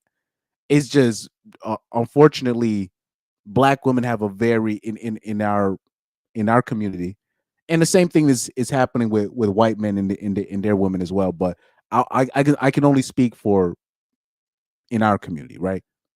Black women, I'll say a lot of black will have a very like unhealthy disdain, disdain for black men, like a really unhealthy disdain for black men. Like it's really it's something that in my opinion, I don't even think we can fix that. The only way we can fix that, somebody had said the solution. He said basically, I forgot who said this, but he said that we need. He said basically every black daughter that is under the age of whatever. He said we need to take them from the mothers and literally put them in like a re-education camp, basically anywhere where they're away from their mothers, and they basically need to have the black men reprogram them to think a different way, because that's the only way to fix it. And and it sounds crazy, but that's what it would take, because the mindset, the hate that they have for black men is wild. So much to the point where you even have, like, I remember, like, I was surprised when Chronic knew about Cynthia G and the stuff that her followers were saying. Like, like even Chronic was basically baffled at the stuff that black women were saying about black men. And like, it was funny because I was surprised that Chronic knew about this. And when he would hear this stuff, and he was actually baffled. He's like, yeah, I didn't know. And there's even a lot of white people that I've been putting on to the information about Cynthia G and her followers, and the stuff that black women are saying online about. They had no idea, bro. They were just like, what? Aborting all black men? Did she said it? Like, yep. So it's just something. I don't even think we can fix that. I don't even think we can fix that, in my opinion. Let me see. Crying over women who don't want them regardless. Yeah. Like, so is this whole thing about where you got particularly white men and black men basically crying over women that don't want them. That to me is wild. I can't. No, I got too much. There's too much things I want to accomplish in life than to cry about if a black woman wants to be with somebody of a different race. That's to me, that's wild. To me, that's wild. Like, if the girl doesn't have the mutual feelings that she has for you, why are you crying over her? That's just, I'm sorry, I can't do that. I'm sorry, I can't do that. Let me see. Oh yeah, Educated Tyrone said, my grandpop is Asian, my mom is mixed, so interracial was never a big deal for me. Like I said, yeah, exactly. Men, he also says men should find the women who want them regardless of what race. You need to find a woman that actually fucks with you for you, not off of he needs to be this or she needs to be. Nah. He said Keisha's won't bully me into a certain type of. Right now, you have black women and gay black men basically trying to bully people into dating them. It's some of the sickest stuff that I've seen. Yes, I'm talking about the Philip Scotts. Somebody said the name earlier. Yeah, he was a buff, kind of buff dude. I don't know if I want to say he's chubby or anything. And yeah, he does talk like a pastor. Yes, that guy. He's almost as dark as me, but he's like way bigger. He's like I don't know if I could say buff, but yeah, he's on the buffer side. Educated Tyrone says, I don't even consider black dudes dating Latinas interracial. Yeah, I see that too. I'll say this though, for the black dudes that are dating Latinas, I already have an opinion on that. Some people might disagree with me on that, but I will say this. Please be careful. Please, to the black dudes that are actively dating Latinas, please be careful, man. Just be careful.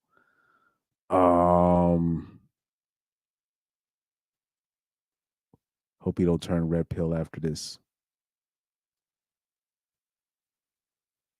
Oh man, I missed a lot of comments.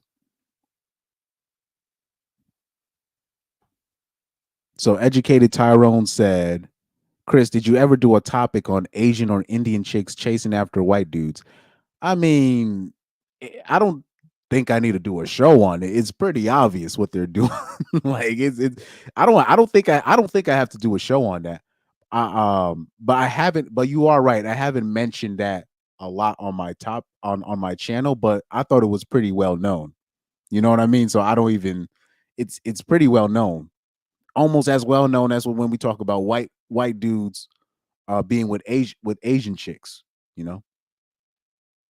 So I don't think I have to do a specific video on it, but you are I haven't because I haven't talked about it.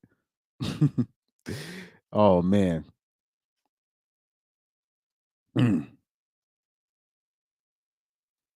Oh yeah, I'll say this. Yeah, I did have a a European, like she's like I had a girl that was from like Spain. So she was like she wasn't from Central America or South America. I did have European Spanish chick. Best punani ever.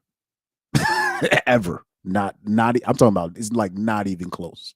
Not even close. I don't know why. I don't know why that is. Maybe she had because I didn't ask for who her dad was and all this nonsense. You know, it was a team, right? But it was nothing really serious. But I don't know if that's the rule, but I'll say that was the best stuff ever. Best, easily, not even close. But I wanted to look at the comments. So he said, and we wonder why good comedy is dead. So apparently, when Malcolm Flex said what he said, apparently it was a lot of dudes. I'm talking about it was basically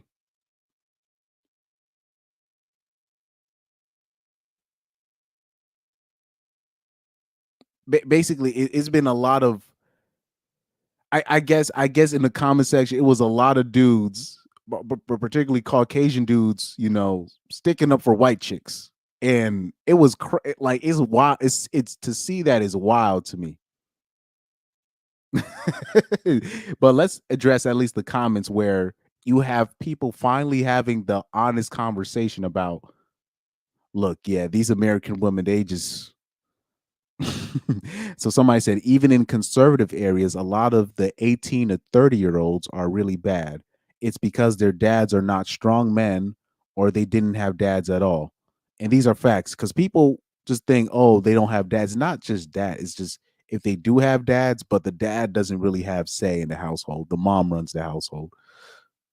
And that's really most situations. It's not most situations is not where the dad is like the head of the household.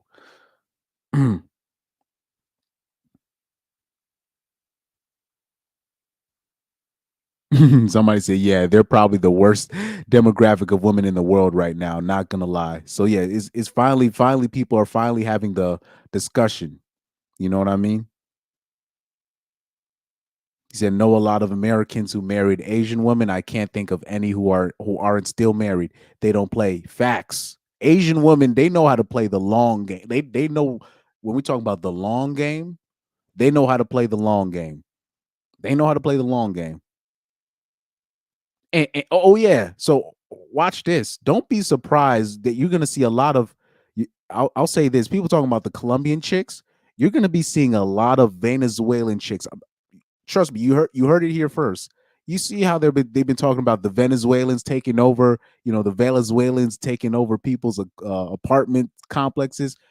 Guys, in the future, you're gonna see a whole lot of Venezuelan chicks being wifed up by American men. Trust me. You're gonna see this. This is gonna be more, it's gonna get more frequent. But yeah, like let me see. Yeah, it's a lot of dudes finally admitting.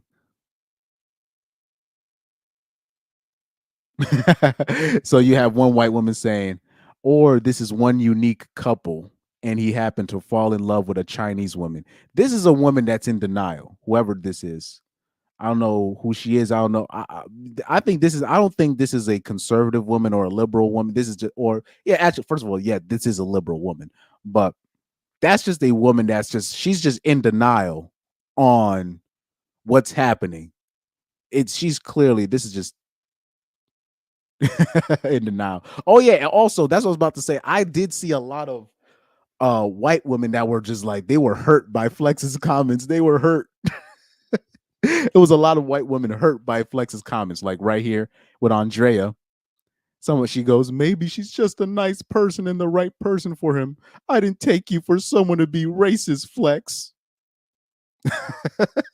He said, you misread me. Like, it's so interesting.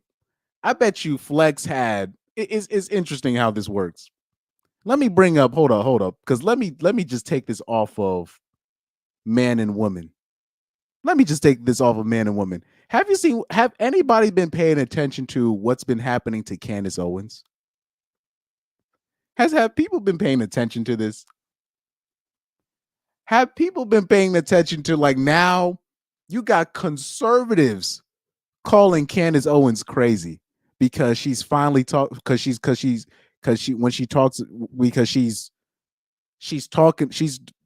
one of the few conservatives brave enough to talk about the small hats and what they've been doing. And now they're calling her crazy and disillusioned. So I'm like, so out of all the things Candace Owens has said, you draw the line at her talking about the small hats.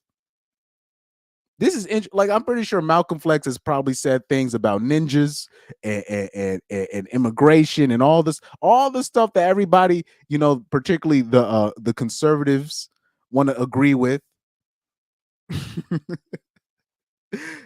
This is like, so they agree with everything but that.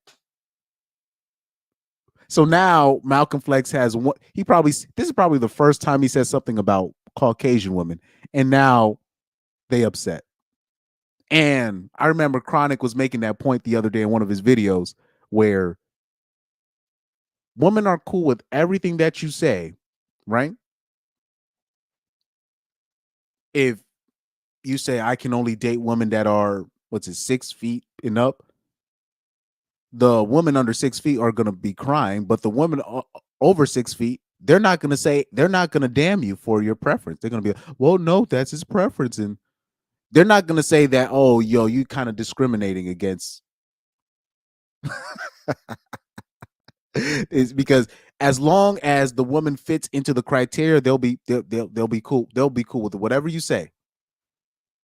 Now, the reason why I bring up Candace Owens, it's just interesting. Out of all the things Candace Owens has said, now they want to draw the line at when she starts talking about the small hats. This is why the conservatives, they're an interesting bunch, man. I call them the so-called conservatives, because it's only really like half of them, or like 40% of them, that actually stand on the values that they say. First of all, Christians in general, they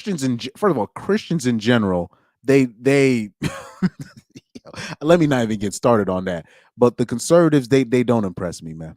They don't impress me. They don't really stand on what they say.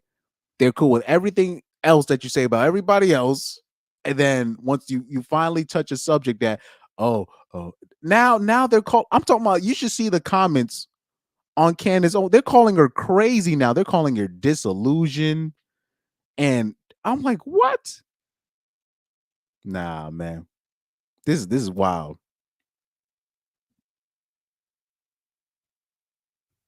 Yeah, I'll say this: 65% of white women 21 to 50, that sounds like a good percentage, like 60%. Like, I'll say 60% of them are they're just awful to be around. And I'm trying to be as nice as possible when I say that. I will say, yes, 60% of them are awful to be around, or they'll say something really out of pocket where it's just like, I don't even want to get into the details, but especially I'll say in my experience with dating Caucasian women, it's just I just believe American women in general, that it's just not it, man. They're I don't like, and like I said, sometimes I might take the accountability off their plate because the advice that they've gotten from their moms and their grandmothers, it's they're sabotaging them. So I can't rule that out of, when we talk about sabotage, but it they they do things where it's just they'll say things like I can't even repeat it.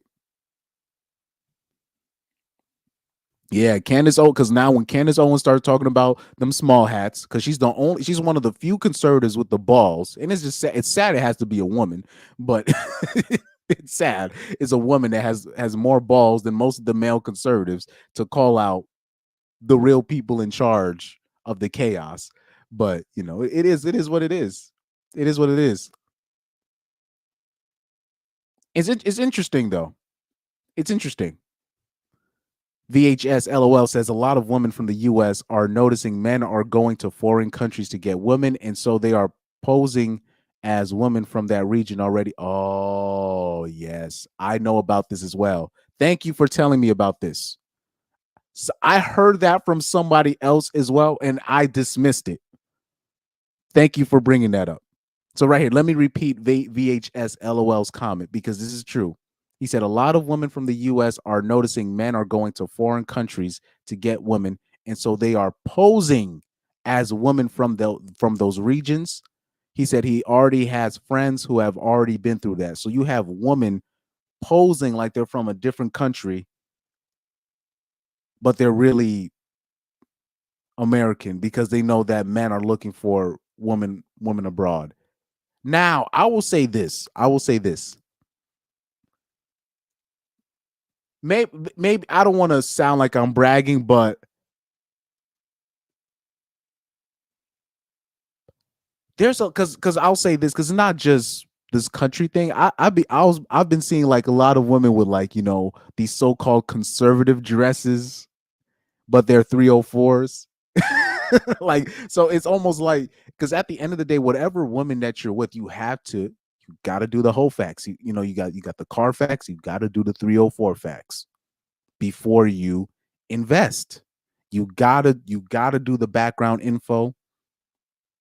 You have to, if you're really serious about the broad, you better hire a private investigator before you even think about taking her seriously. I saw a funny ass comment though. Somebody was making fun of have you seen a Harris rally? That's funny, man. Have you seen a Harris rally? Oh Lord.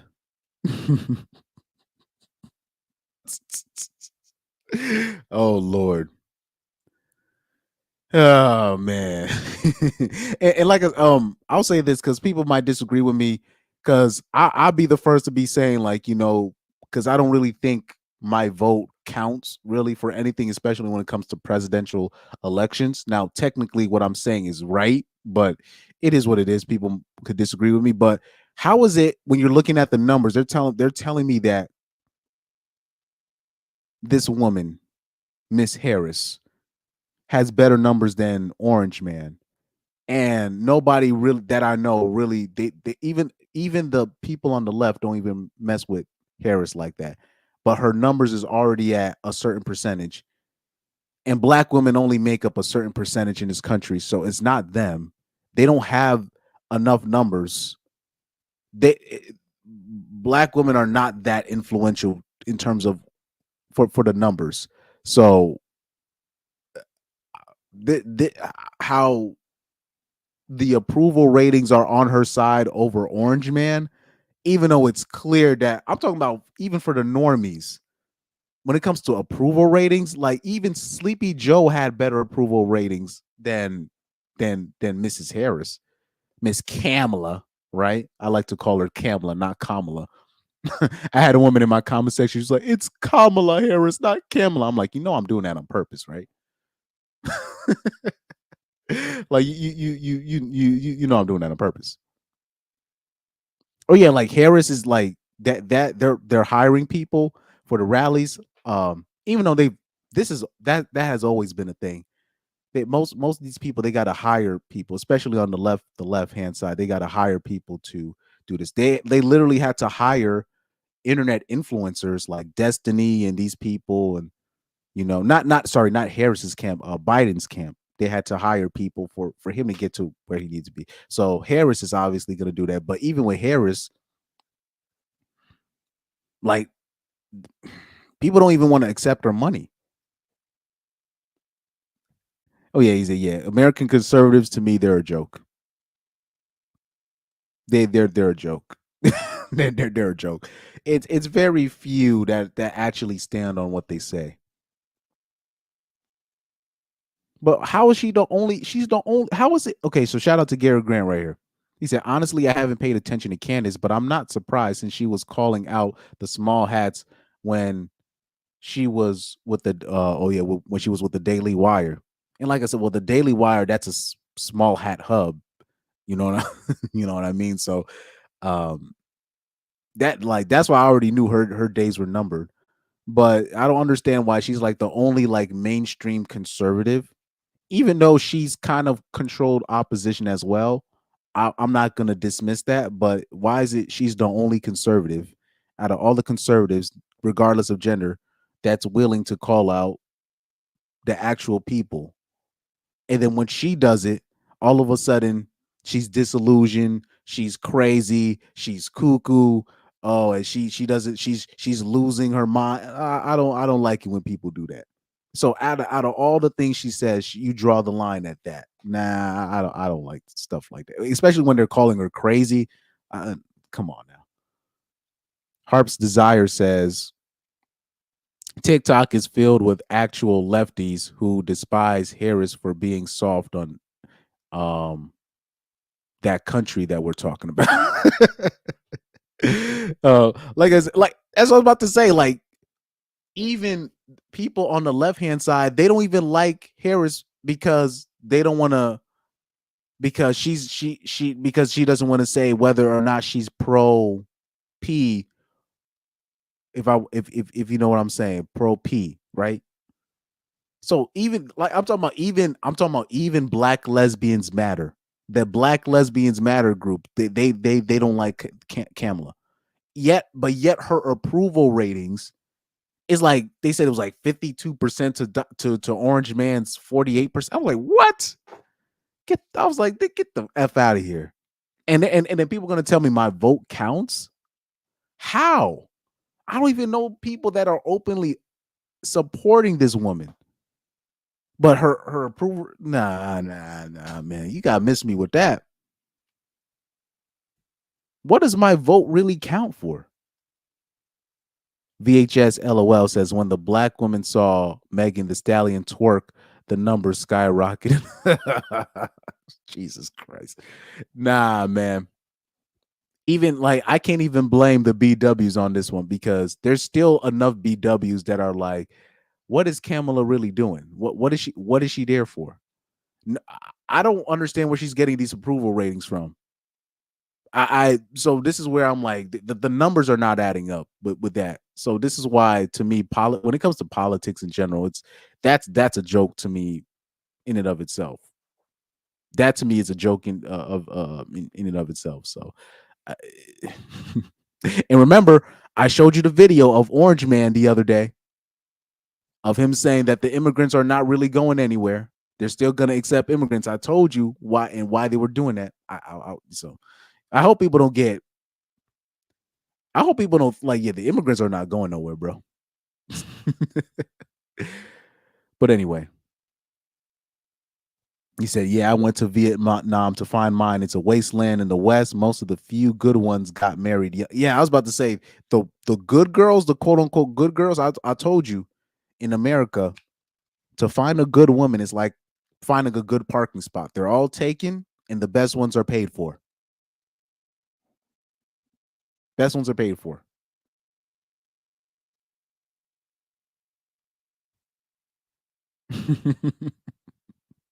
You know what I mean?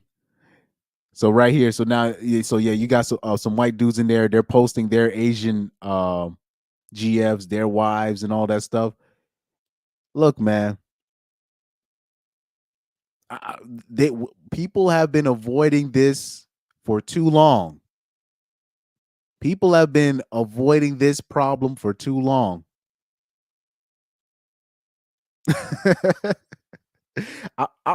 I remember hearing a dude say that, yo, I'm gonna learn sign language, and I'm like, why are you learning sign language for? And then I started putting two and two together. Oh, this this dude is looking for deaf girls, so this dude is about to learn sign language so he can get a deaf girl. Oh my god.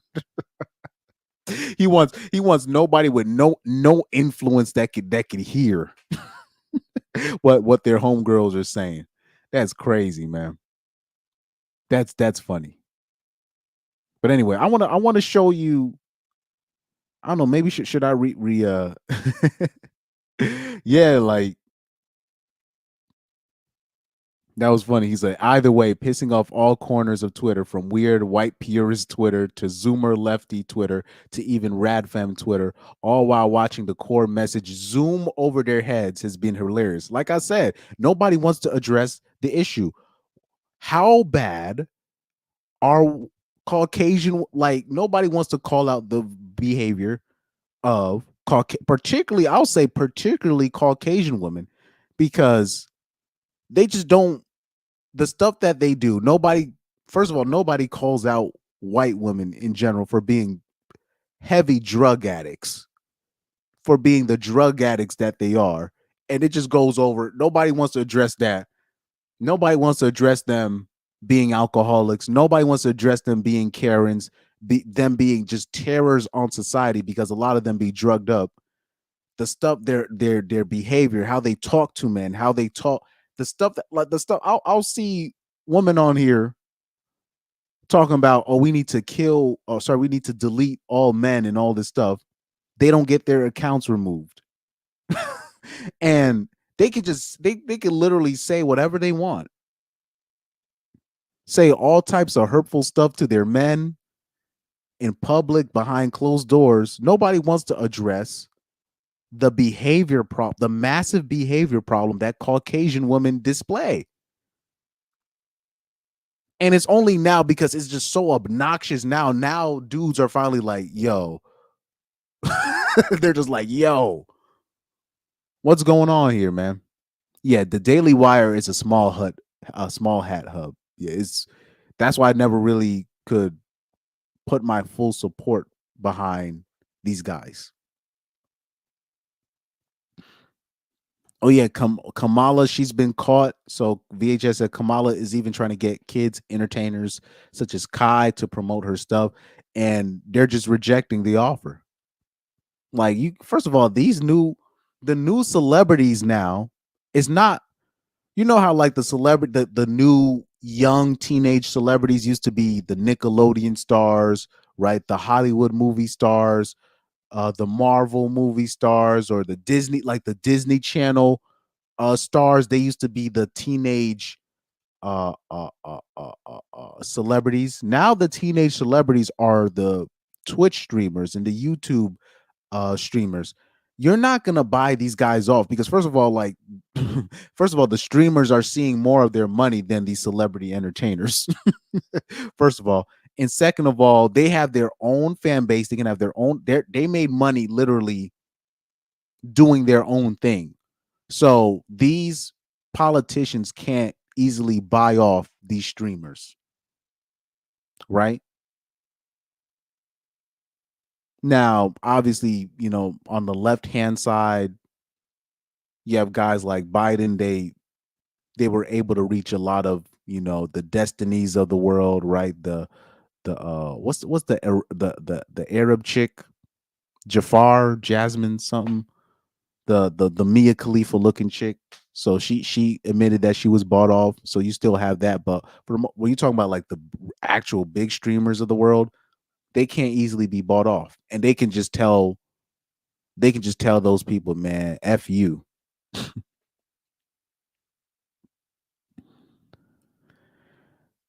Young Doka said Kai is gonna give in closer to election. Kai took a shower with Speed on stream. Bro is on an agenda pusher. Give him a check and he will go full dem. Props to him for his work ethic. I will say this. I disagree. Oh, you said, well, wait, let me see. You said Kai is gonna give in. I actually I disagree with that. I don't think Kai will give in. And they say, and then I know what you're talking about with the Kai taking a shower with Speed on stream. That was wild. But Young Doka, let me explain something to you about that.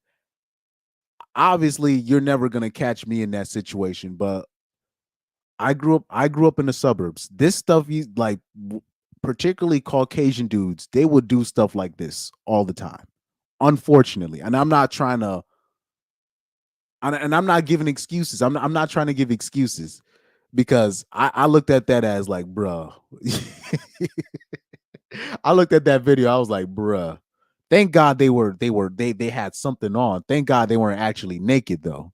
You know what I mean? But I saw that video. I was like, oh Lord, have mercy. But I'm not gonna lie. I found that funny. Now I will say this: I would never let that shit happen to me. No way. You know, out of all the complaints that I did have for the people that I went to high school with, at least they didn't cross that line with me because they knew I didn't play that. So thankfully they never did that shit to me, dog. Oh man. But I disagree. I don't think he's gonna give in. And I know for sure Speed is on his own thing. He's not gonna do it. I know Speed's not gonna do that. I know Speed. Believe it or not, I think Speed is smarter than Kai Cenat. And I know people might disagree with me on that. I believe Speed is more how do I say it? He's more I think he's more of a I'm not gonna say intellectual. I don't think that's the right word. I just think I think Speed knows what he's doing more, than Kai, if that makes sense. I think.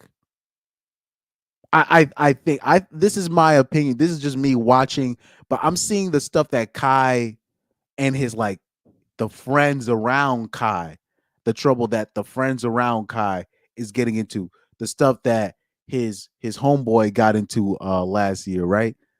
I'm seeing these things and I'm like, I think Kai needs to he needs to move a little bit differently, right? I think Speed actually has a better understanding on what he's like. When I see the stuff that I see Speed do, it's almost, I don't want to give him too much credit, but the moves that I see Speed do, it's almost like somebody gave him a time machine and they told him, look, just act crazy, just do what you want, but go on Twitch, do your streaming, and then just do this. It's almost like the stuff that he does, and then like but then like you see how like when Speed gets out of where he basically he stops playing the character and then he starts talking for real. It's almost it's such a big act that he does, like what he does on camera. It's a pure act. I think what you see on camera that Kai does, that's not an act. If that makes sense. I think Kai is more vulnerable than Speed because Kai really puts his heart.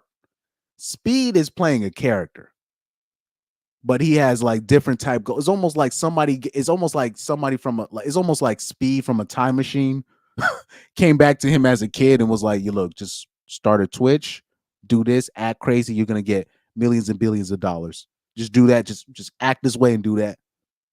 Because I look at because like Speed don't even get canceled, dog. And some of the stuff I've seen Speed do, I'm like, bruh, how? And I'll say this, I am a bit biased because I did see this video of Speed that had me laughing. I don't know if let me see if I can show this. I saw this video of Speed and I started laughing. That's how I first saw Speed. So maybe I could be biased about Speed because this was my first initial impression when I first saw Speed. I'm about to show you the video. Hold on. Let me see if I can bring the video up.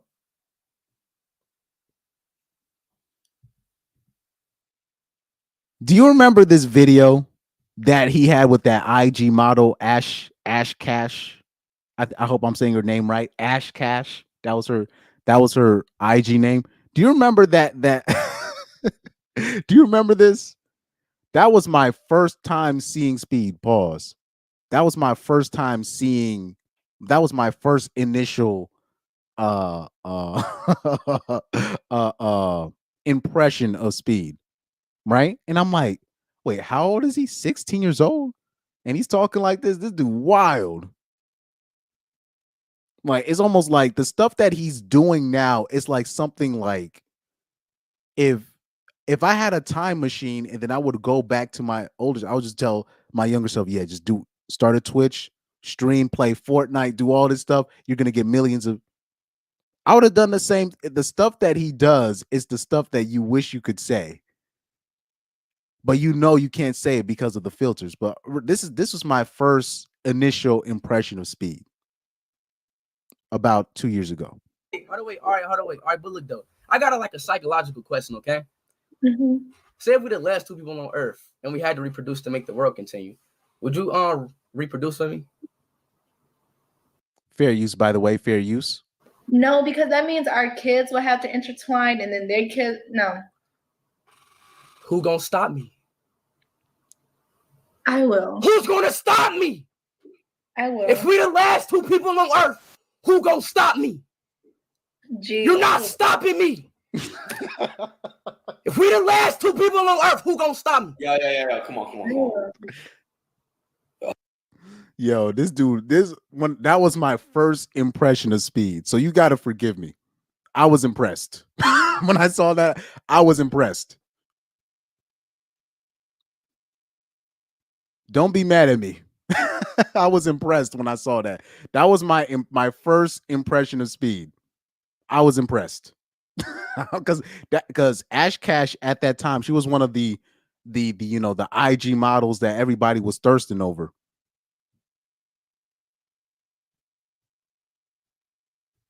Yeah, I think like Speed.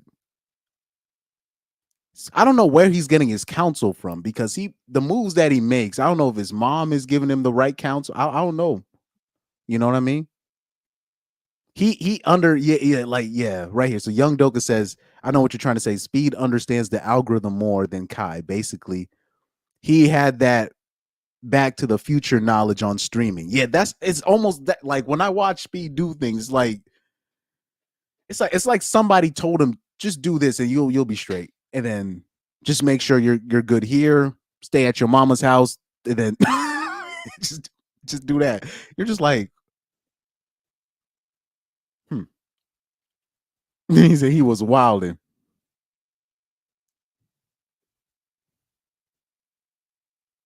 He said Ash Cash went crazy vile for her Stop It corn vid. Does she have an OnlyFans? But wasn't like a player from the Atlanta Hawks going out with her? So yeah. Let me see. Young Doga said, I've never seen that clip. Yeah, I'm telling you, that Speed clip, that was my first impression of Speed. I was like, oh God. I was like, who the hell is this kid? But it's not like that's an act. He just he's blatantly going over the top. He knows exactly where the line is. He's not stupid. He's not stupid. He knows exactly where the line is, and he blatantly goes over it. But he knows he knows what he's doing. He knows what he's doing. But it's weird because I'm like, where does he get his counsel from? Where did he get who's his OG? Right? You know what I mean? And stuff like that. Those are the questions I would have for Speed. You know. But that video, that always, I'm sorry, that video always tickles me. Pause. That video always tickles me. Hey, hold on, wait. All right, but look though, I got a psychological question, okay? Mm-hmm. Say if we're the last two people on Earth and we had to reproduce to make the world continue, would you reproduce with me? No, because that means our kids will have to intertwine, and then their kids. No, Who gonna stop me? I will. Who's gonna stop me? I will. If we the last two people on Earth, who gonna stop me? Gee, You're not stopping me. If we the last two people on Earth, who gonna stop me? Yeah. Come on. And if I'm not mistaken, I think he's done that before on his I think they had, because I didn't see that video. Oh, you see this? I gotta watch this Star Report live stream too. Well, I'll watch that later. Apparently he's done this before. Let me ask you a question. If we're the last two people on Earth and we had to reproduce to make the world continue, would you reproduce with me? Fair use, by the way. Fair use. Only because I'm not that type of girl. Who gonna stop me? If we the last two people on Earth, who gonna stop me? Hey, damn. Chill. Sound like imagine, huh? Damn. Yo, that's hilarious, man. And shout out to Speed for being brave enough to joke about this kind of stuff. Because I don't know why people don't joke about this stuff. I think it's funny. I think that's funny. I think it's hilarious. I think it's hilarious.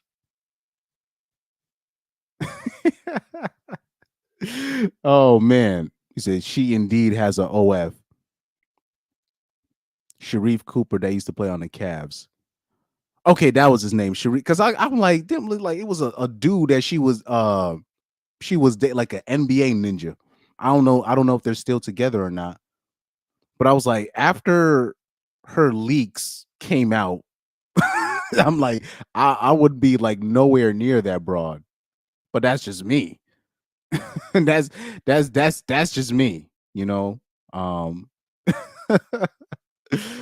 Oh Lord have mercy, man. That's crazy. That's crazy. Anyway, I want to show you guys something real quick. I want to show you guys, because I do want to switch to the last part of the show that I do want to show you. And it's the last half. If you read the full caption of my video, I've kind of hinted towards this.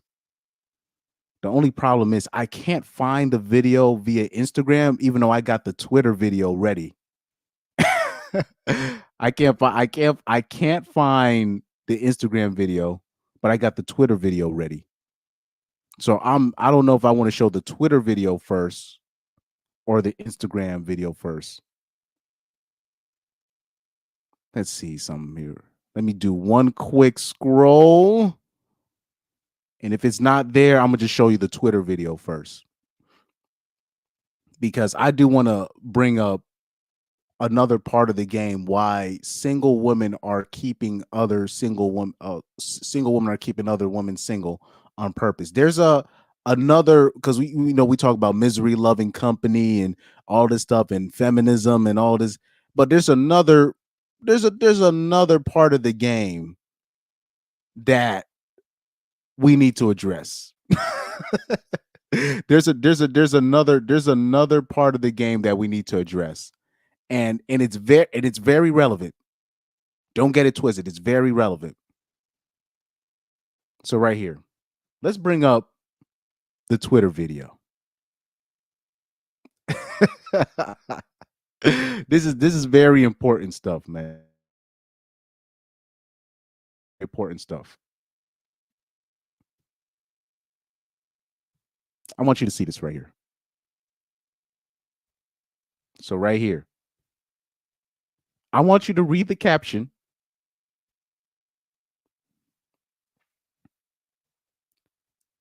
So right here, You see the caption, when you regret experimenting with your BFF.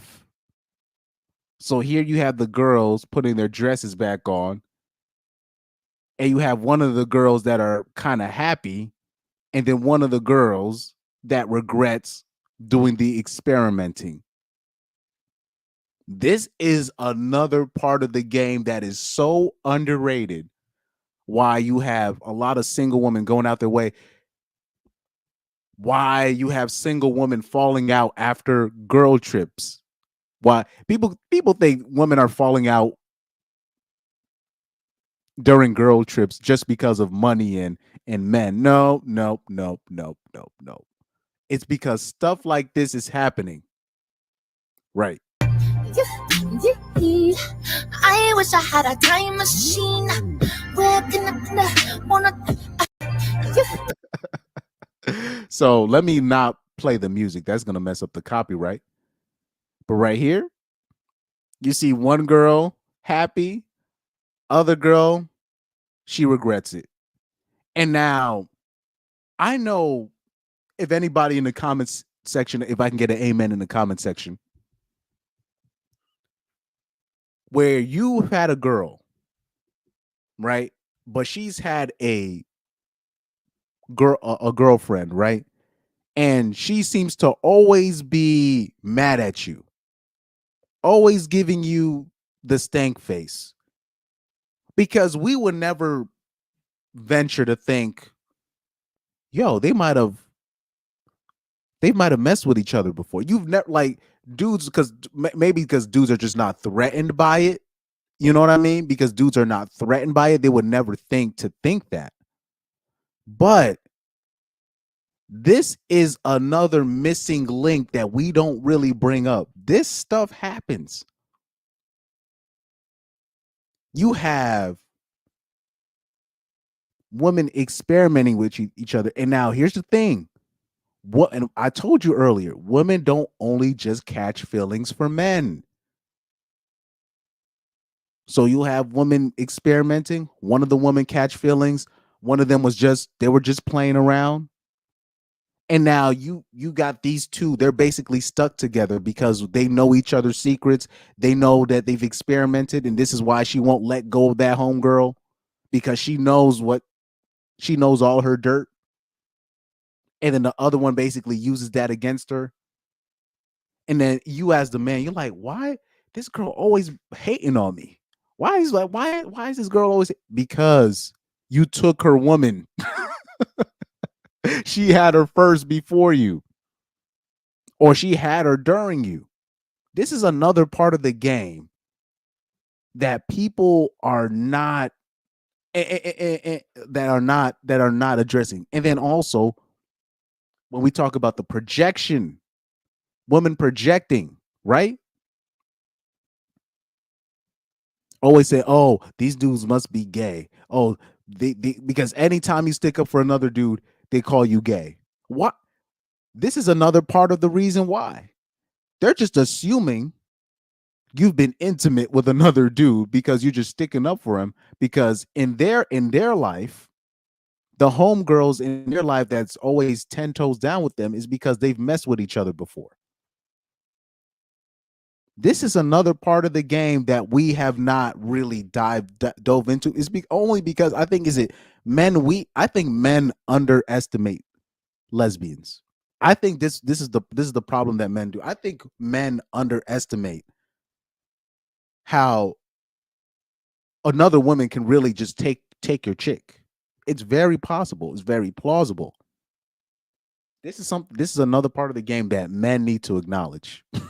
I think it's because men are not, quote unquote, threatened. But now, okay, I remember I saw this. So I guess I think this is a actual. So if I'm not mistaken, I think this is an actual couple, and they make content, social media skit, comedy content together. So, but I want to show, because I remember I saw a comment. I saw the comment and it was like, so this is why y'all ladies be falling out after them girl trips and them vacations. it's not just the money. It's not just that. It's not just that. Trust me. And you got, and it was interesting. And what was interesting in this comment section, you don't have women, not a whole lot of women really denying this stuff happens. Except obviously you have this one girl here acting naive. But most of the comments was like, oh yeah, I never do. You either see a woman saying I never do that, or a woman just laughing. So that's how you know this is real.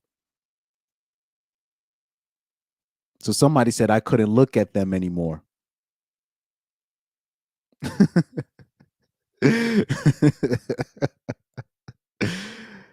Yo. Somebody said I want to tag someone, but I can't. So yeah, somebody said, yeah, I remember seeing that comment. Why can I? He said, them Miami girls trips really starting to make sense now. And then somebody said, gets weird. And then here you have a woman right here. A woman, she says, it gets weird real fast if they're possessive.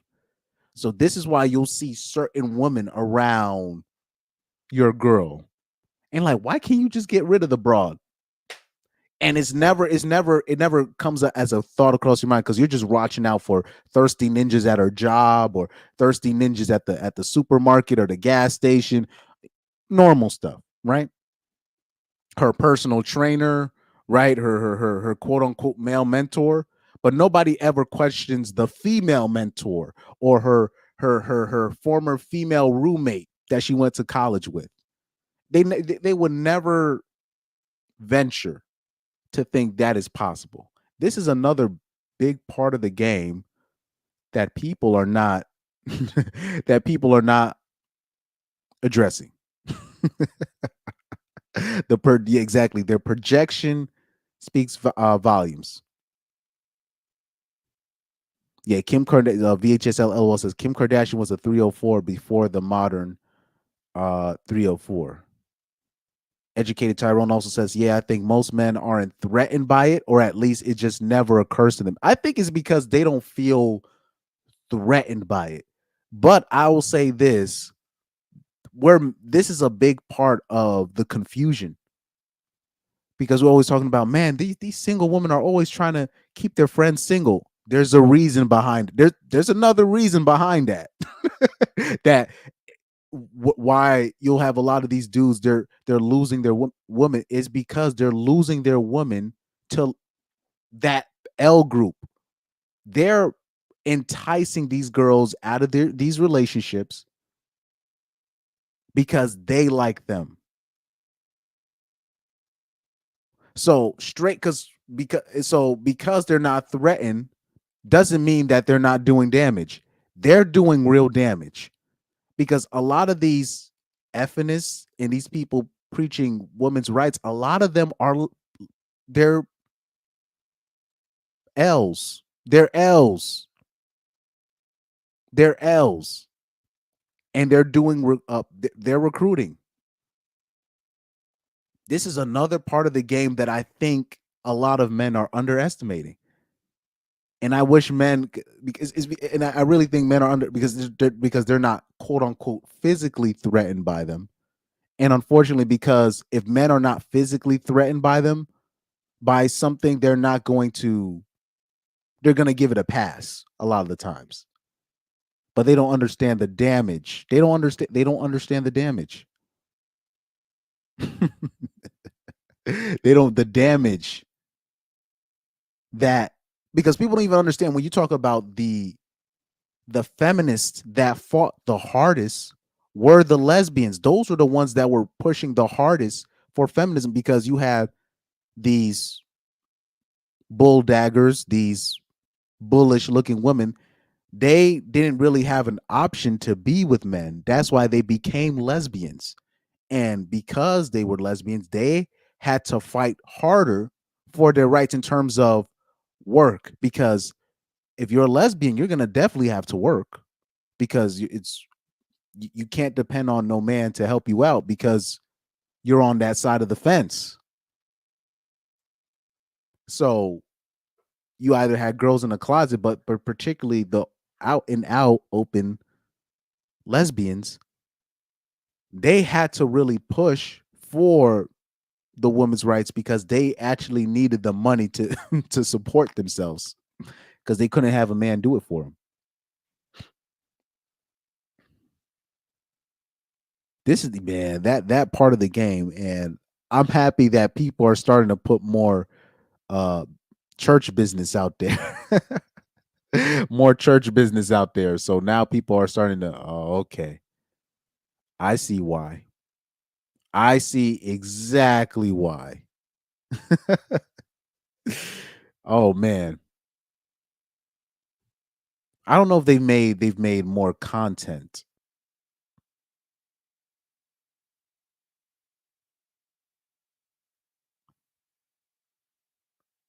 You know, but I remember, oh yeah, I remember also, I'll remember also, I remember seeing a video of, I remember seeing a TikTok video. It was two white girls.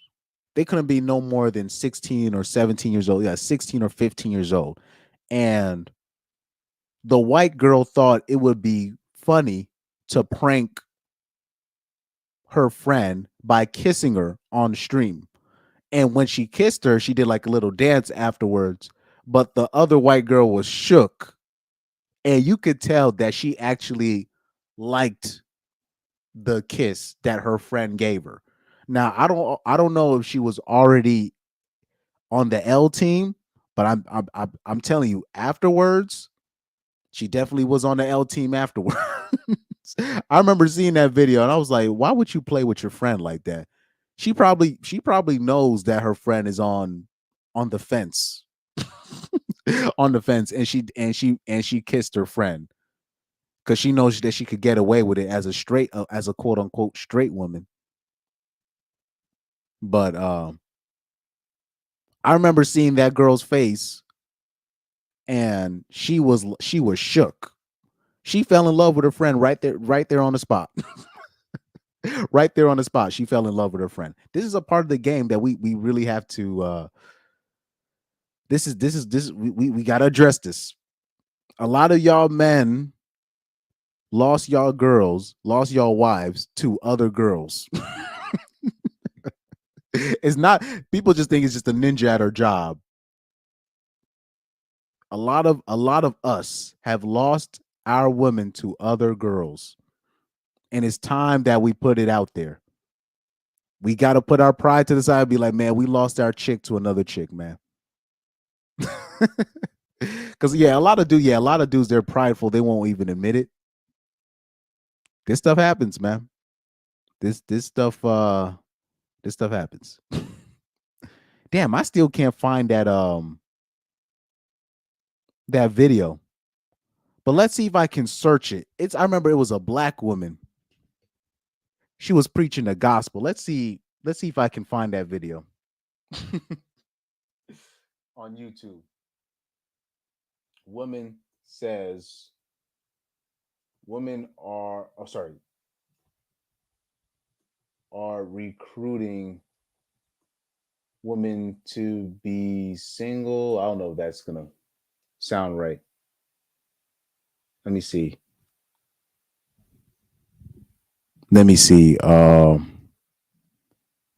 I don't know, man. It's so sad I can't find that video because it was a black woman and she was speaking. She was preaching. She was saying, look, you guys got to watch out for your so-called female friends because a lot of them are in the closet and they're not telling you, and they're telling you to leave your man. I was like, oh shoot. And she was dead serious, and she was talking about this stuff. I was like, oh man. Oh, this is it. I found it, guys. This is the video I was looking for. I found it. And she was dead, like she wasn't pandering. She was just telling you. She was telling women, watch out. She said you need to do a oh shit. She said you need to do a background check on your folks because people are hiding who they are. This is the clip right here. I'm about to show you guys, man. I was supposed to do a video on this, but I never did. Watch this. I don't know if y'all know, but some of y'all friends is secretly recruiting y'all to be a fucking lesbian. Some of y'all friends got y'all in a lesbian boot camp training, and y'all don't even know it. I notice when women speak about good things of men, single women get online and they call them a pick-me. And they be like, girl, you're doing too much for that man. Couldn't be me. They don't want you to do nothing nice for a man. But every weekend they calling you up so y'all can have girls night. Or you up around lunchtime so y'all can have mimosas.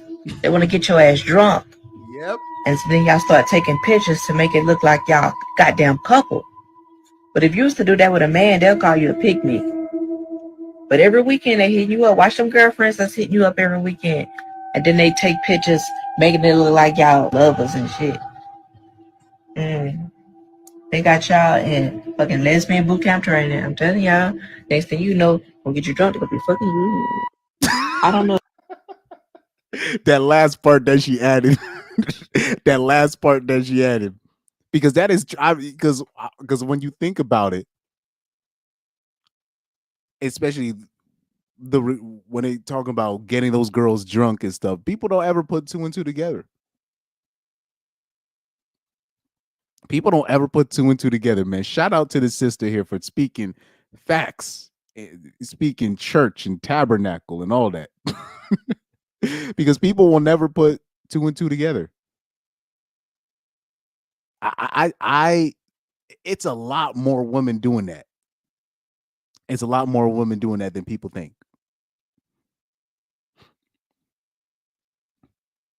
Oh, let me see. Exactly. So Educated Tyrone said, women and LGBT men trying to keep your girl single and other men trying to take your girl. Yeah, if you are a straight man and you have a girl and people know, it's going to be an uphill battle from here. It's going to be an uphill battle. And like I said, it's not straight men that are going to try to ruin the relationship. And I'm living proof. I'm living proof because I'm very MGTOW adjacent.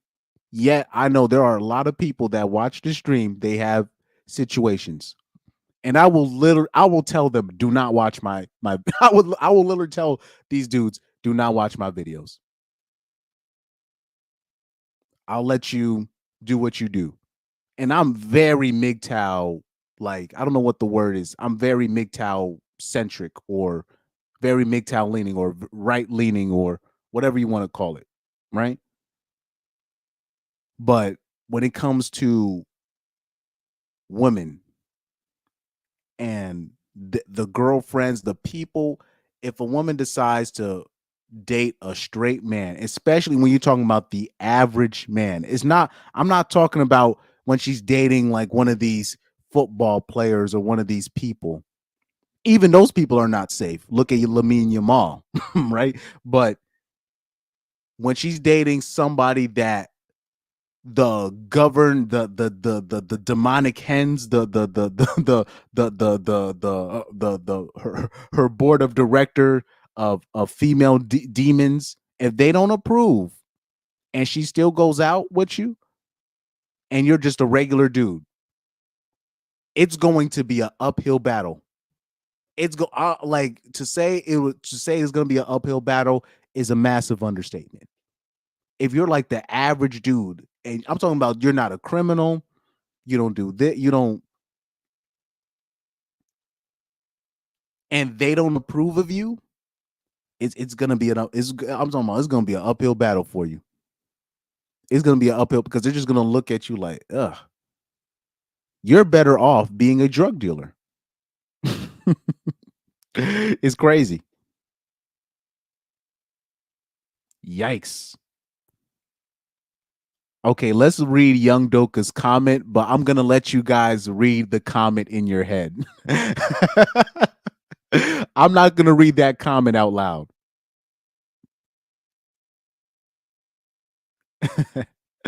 Oh man.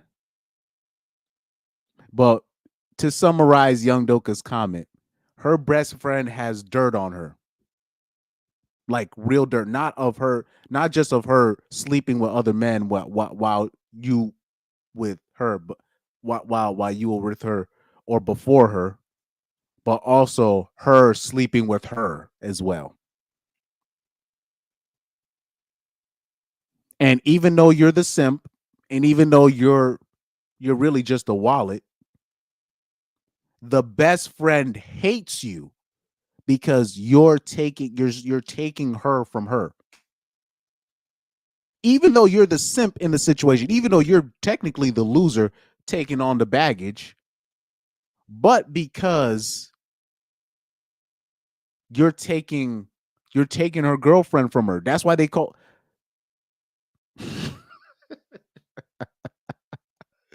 Oh man. Shout out to Young Doka for bringing up that point. She's mad. He said again, she's mad you taking her attention away and not staying in place as the wallet you are. You're taking her free girlfriend away from her. Yes.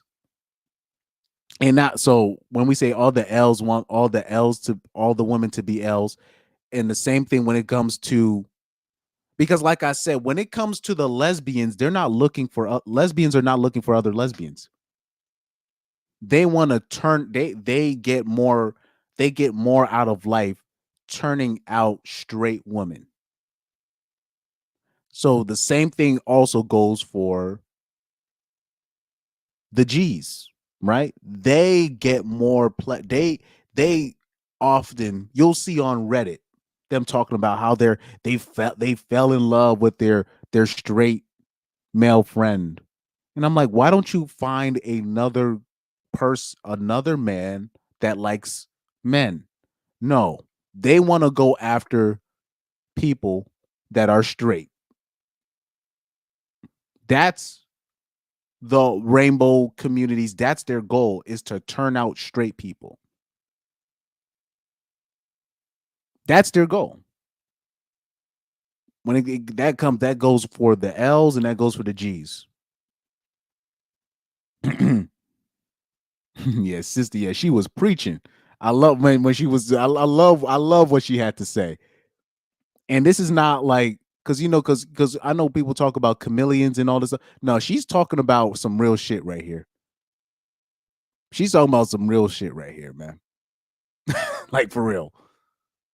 Water God Zero says, I've been hearing a lot about this. I'm glad this is being talked about. Yeah, people like, this is another part of the game that we've been missing. This is another, I'm talking about all of us as men. We've been missing this because we don't feel physically threatened by other women. So we kind of disregard these people, but they're actually causing, it's probably a good chance these are the people causing the most damage. It's probably a good chance especially when we're talking about feminism, it's a good chance it's probably them causing the most damage, you know?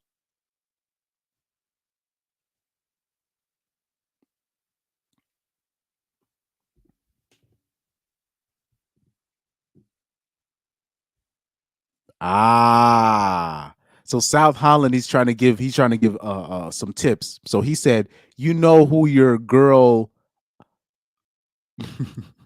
so he's saying whatever girl you got, right? Your girlfriend. He said it's easy to spot out who are the undercover lesbians. Cause I be peeping as well. But it's like, because it's not good, because it's not my girl. So I don't really be tripping over that. So right here, he's gonna give you the tips right here. He said you should know who your girl lesbian friends are because they either completely fall off or try to be around all the time when you with your girl. No middle ground.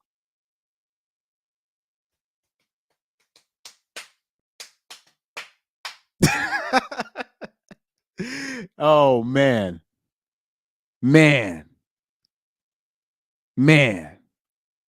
These are facts. I'm talking about they come, meaning when meaning when they completely fall off, you'd be like, "Well, you guys fell out," and it's almost like it's always a complicated answer. Well, it's complicated, or it's either that or they always you try to make plans with the broad, and she's always in the way. You're just like this is you feel it's almost like you feel something, but like that's just like as a man you gotta trust your instincts right there. Rocky says, I wish straight women I'm attracted to would chase me as hard as the alphabets try to get in my way of my progress. Don't we all? Don't we all? Don't we all? But that's why I don't even hang out. That's why I can't hang out with that community, because they take pride and they get the most out of who they are by turning out straight people. They're not looking for people of same ilk to share their happiness with. They want to want to turn out straight people. This is why they always want to be around kids all the time. It's a whole other story. Shout out to Truth Hunter. I didn't even see that comment though. I promise you, I didn't see that comment. He said that's why the G's and the L's are trying to normalize stuff with kids. Those are facts. Shout out to Reaper. VHS LOL says it's happened to me before. That's why I moved away from America and keep my relationship private. Yeah, they can't get me when I'm far away in Malaysia. Yeah, I'm gonna say this. If I do go to a different country, it's gonna be to a country that people will not expect. I'm not gonna go. Well, I don't want to go to something obvious like Thailand, Colombia, Philippines. I don't want to go to somewhere that everybody else is gonna go to. But because I'll say this. I'm gonna tell you this though, since you guys know me a little bit. Like, say if I had a kid in America, right? If I happen to have a kid in America, and they told me, Dad, I want to play soccer. I will sacrifice what I need to sacrifice, and I will move me and my kid to one of these countries where football is celebrated, because I wouldn't want my kid to play football here in the States, because the way they make, because in America it's actually the hardest place to go pro for soccer, even though it's the worst, even though American male soccer has like the worst professional league in the world. It's literally the worst professional league and one of the worst professional leagues in the world, but it's the hardest place to go pro in, so it's one of those weird things. So I would just take my son or my daughter. Yeah, you know what? Yeah, even well, I think if the daughter wanted to play soccer, I think should stay. I wouldn't interfere with that. But especially if it's a son and he wants to play soccer, I will move. I will move to one of the obvious countries like a Spain, Portugal, Netherlands, France. Not England, but or Brazil, uh, uh, Colombia if need be, right? That's what I would do. But in terms of just me by myself, like as a person, just moving to another country, I'm going to pick a place that people are not going to expect. I'm going to pick a spot people are not even gonna. They're like, here. People are not gonna know until I get there, because I don't want to go to the obvious spots. You know what I mean? He said, yeah, I would keep my destination country a secret too. MFers won't know until after I get back and post the pics. Dr. Fourth Wall says, I'm happy to be walking away from women right now. I have finally gotten through the red pill rage and just let go of the desire for a female. Knowing this stuff at 20 years old is just so game changing. Facts. The earlier that you know, in terms of where you're not letting women dictate your fate, you can actually be ahead of most men especially in this country. Man, there's a lot of dudes that I know that would be so far further ahead in life. I'm talking about they have all the talent, all the skills, but it's their pursuit of chasing trash. Because it's not like they're chasing like baddies. They're chasing like fat women and so-called thick women and laying up under women, letting like, and it's such a waste of potential. And I'm looking at these people, like the people that I know, and I'm like, man, they could be doing Twitch, they could be Twitch streaming, they could, like, I'm talking about these people have talent, they know how to sell themselves, but they waste it on screwing milfs and other overweight women, and it's such a waste. It's such a waste. So shout out to you, Dr. Fourth Wall, for if especially you said Dr. Fourth Wall says he's 20 years old. So man, because people got to understand, if you can just get past that, if you can control that part of your brain, control that part of your pursuit, you'll be surprised how further along you get. And the further along you get, the more inconsequential that women really are. And you'll be able to control your own destiny. You know, it took me, I will say, because I first started listening to this content really around 2016. So it went from 2016 up until, I will say, until 2021 is where I finally could comfortably say, okay, I'm not abandoning, like, I'm not relentlessly chasing this stuff, because even though 2018, 2019, 2020, 2020, I was still listening to this kind of stuff and I was applying the knowledge. I was still a simp. I was still a simp in 2018. I was still, it was, I would say like 2019 is when I stopped simping and I started doing self analyzing. I will say 2019 is where I really was just like, okay, I am my own worst enemy. 2019, and you know who helped me? And you know who helped me realize this? The people of the Nation of Islam. Believe it or not, it's not even the RP space that even helped me with that part. When I finally realized I am my own worst, the stuff that happens to me, I put myself in. So when you start doing that, you'll find yourself stepping away from situations. You finally tell people no. You finally put your foot down. You finally stand on your nuts on certain things, and you're just like, okay. It was only until 2019 where I finally, and it was, it's so interesting. Who could I credit for this? Yeah, like the specific minister. I think his name was Minister Tony Muhammad. He has a temple in California, if I'm not mistaken. I was listening to him, and I finally did the self. It finally hit me listening to him. I'm like, I am my own worst enemy, and because he was kind of attacking it at a racial kind of thing, but I took it the way I took it. It was like, this is me. Like I finally was like, and it was interesting when I finally did that. Dealing with women in general became a lot easier for me. A lot easier, especially when I say like, yeah, I will say 2019, where I finally was like, okay, I have this information. I can finally, I know what to do with myself. This is going to be a long road, but I know what to do with myself.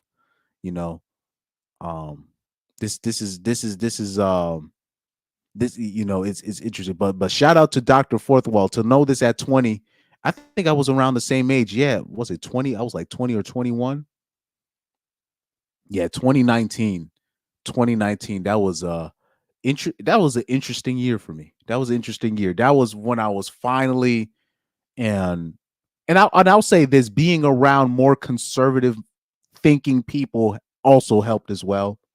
So that to me, I also credit that. So that also helps. I remember I used to run into people in 2019, even being a cashier at Home Depot, right, and running into more like people like running into more conservative thinking people and the stuff that they would say, and it would really challenge my point of view, and I'll be like, and once I started finding out that they were right, I was like, oh, okay, this is now so things really started clicking for me in terms of particularly relationships, people, how to talk to people, how to talk to women, and all this stuff. It really started clicking in 2019. I was 20 or 21 years old.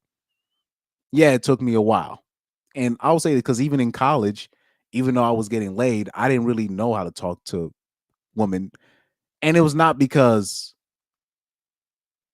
of lust or, man, I'm trying to make myself look cool. It's just I just felt like, to me, because unfortunately I was friends with a lot of Chads, right, in Tyrones. So I would just see how the woman would just be with them just to be with him. So I would always be like, I would kind of have that same attitude, like, look, if you want to be with me, you'll just be with me. So imagine my little self having that same attitude. Well, not necessarily attitude, but having that same mindset. So I still kind of have that same mindset. And that has kind of saved me from being used also in the future, where where I'll be like, okay, I know this woman is trying to use me. Let me step out, because I know how women act around the dudes that they really like. It really doesn't matter where you take them. It doesn't matter if it's a coffee date. It doesn't matter if you're taking a Burger King.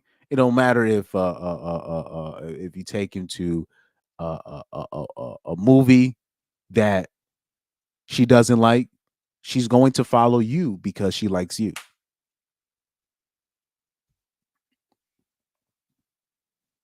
He said, was a teen when it just smash and dash 90% of my life. Well, me, I didn't lose my virginity until I went to college.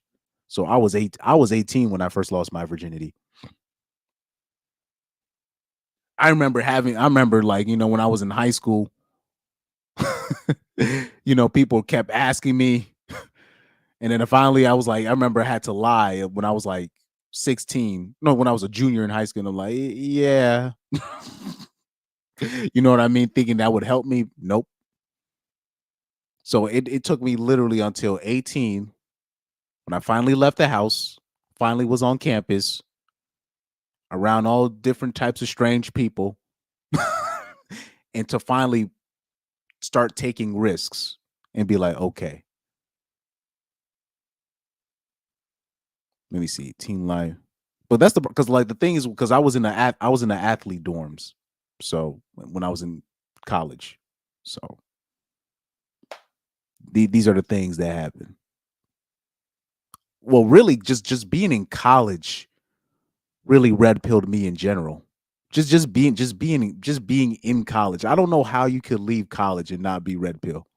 Like it's, to me, it's impossible, because knowing how I was thinking before being on campus, and after my freshman year of being on campus and seeing how people were, I was like, I'm like, how do people leave? Like it'll be people like, I'm like, how are you not RP aware after leaving college? That's my opinion. There's no way you cannot, like, there's no way. Let me see. Yeah, Teen Life. Thank you, Uncle Jimmy. Oh man, Rocky says, what was some of the conservative shit they would say to you that made you think? Oh yeah, I remember one of the dudes, pure asshole.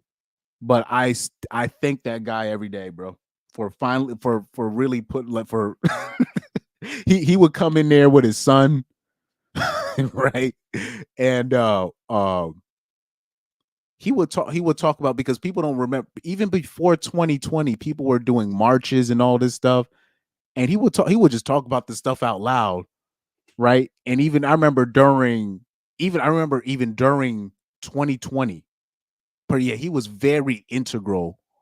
Because when I was at Home Depot and he was talking, I remember him coming in. He said, have you been seeing these? And mind you, this is a white guy talking to just a black dude. He don't give a fuck. He's just preaching. He's just preaching. He don't care. He's not, going to the side, talking to his friend, and then coming to me and all fake. He's just literally just telling me, hey, what are we doing today? Hey, we're working.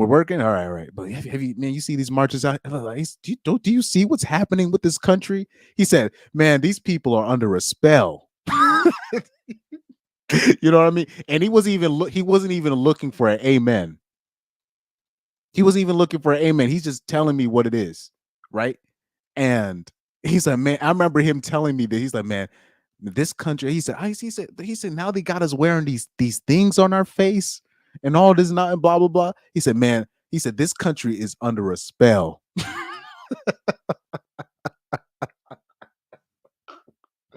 Oh man, guy's a pure asshole though. I'm not even gonna lie, he's a pure asshole, but I give him credit because now the older I get, I'm sounding more like him. So it is what it is.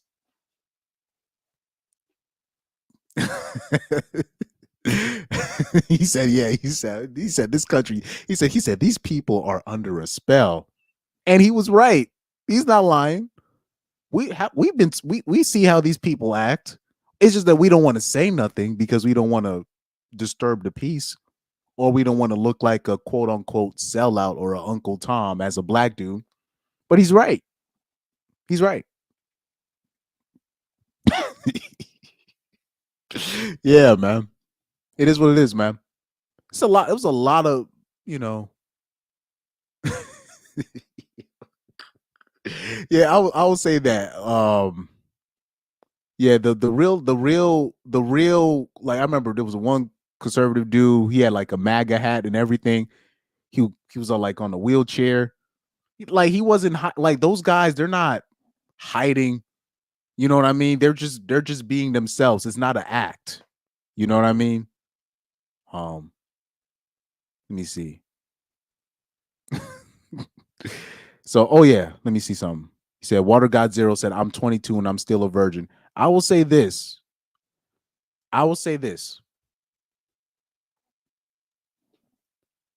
Be careful on trying to go out your way to lose your virginity.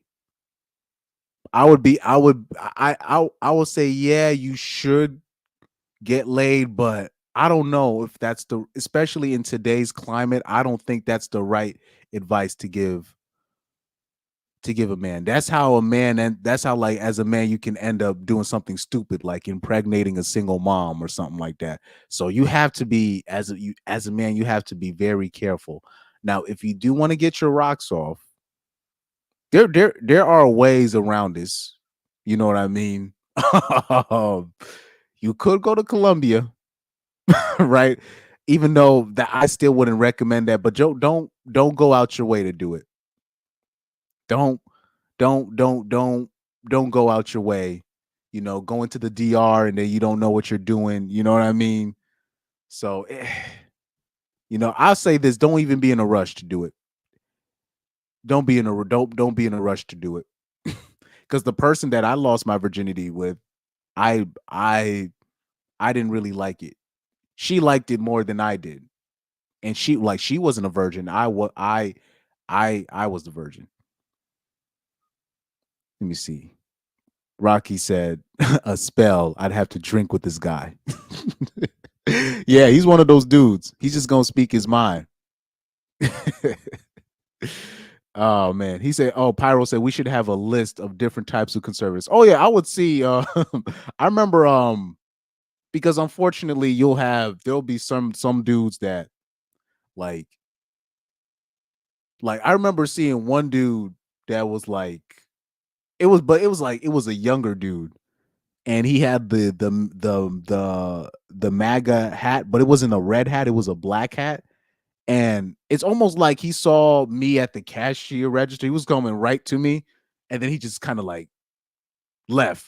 He went like somewhere else, and his friends was just kind of looking at him weird. And then the friends came to me, and to check out or whatever. Like that was like you'll have like weird moments like that, but for the most part, particularly the older dudes, they really put me on a lot of game. And just the regular older dudes in general, when they'll come up to with their wife. Right, dude, I'm telling you, like most older white dudes, especially I'll say this in when I was in high school. This is when I was a senior in high school, and I was volunteering for a booth, like a coffee booth, right, for volunteer hours for AYSO. We had like this older white dude that was helping us out, whatever, and he's organizing the whole thing, and then he's always giving that same thing. No, remember, like when you get older, you're gonna be saying yes, dear, and I'm like, that doesn't sound like no life. But as I get older, I understand why he's saying it. It's just he's just saying that he's trying to say that basically your wife is gonna basically own you. He just doesn't want to say it like that, but that's what he's it's basically a warning. So when men because what we do is, oh man, these guys are simps, they're old simps and blah blah blah. They're not old simps. It's a warning. It's a way of them warning us to not get married. You know what I mean? So this is where the empathy comes in. This is where the empathy comes in.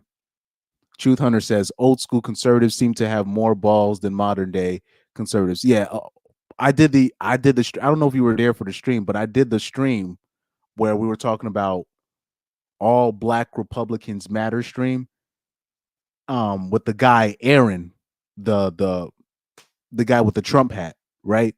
And that's basically he was saying the exact same thing, that basically just the today conservatives, they're even the extreme, even the so-called extreme ones are not, they don't stand on anything.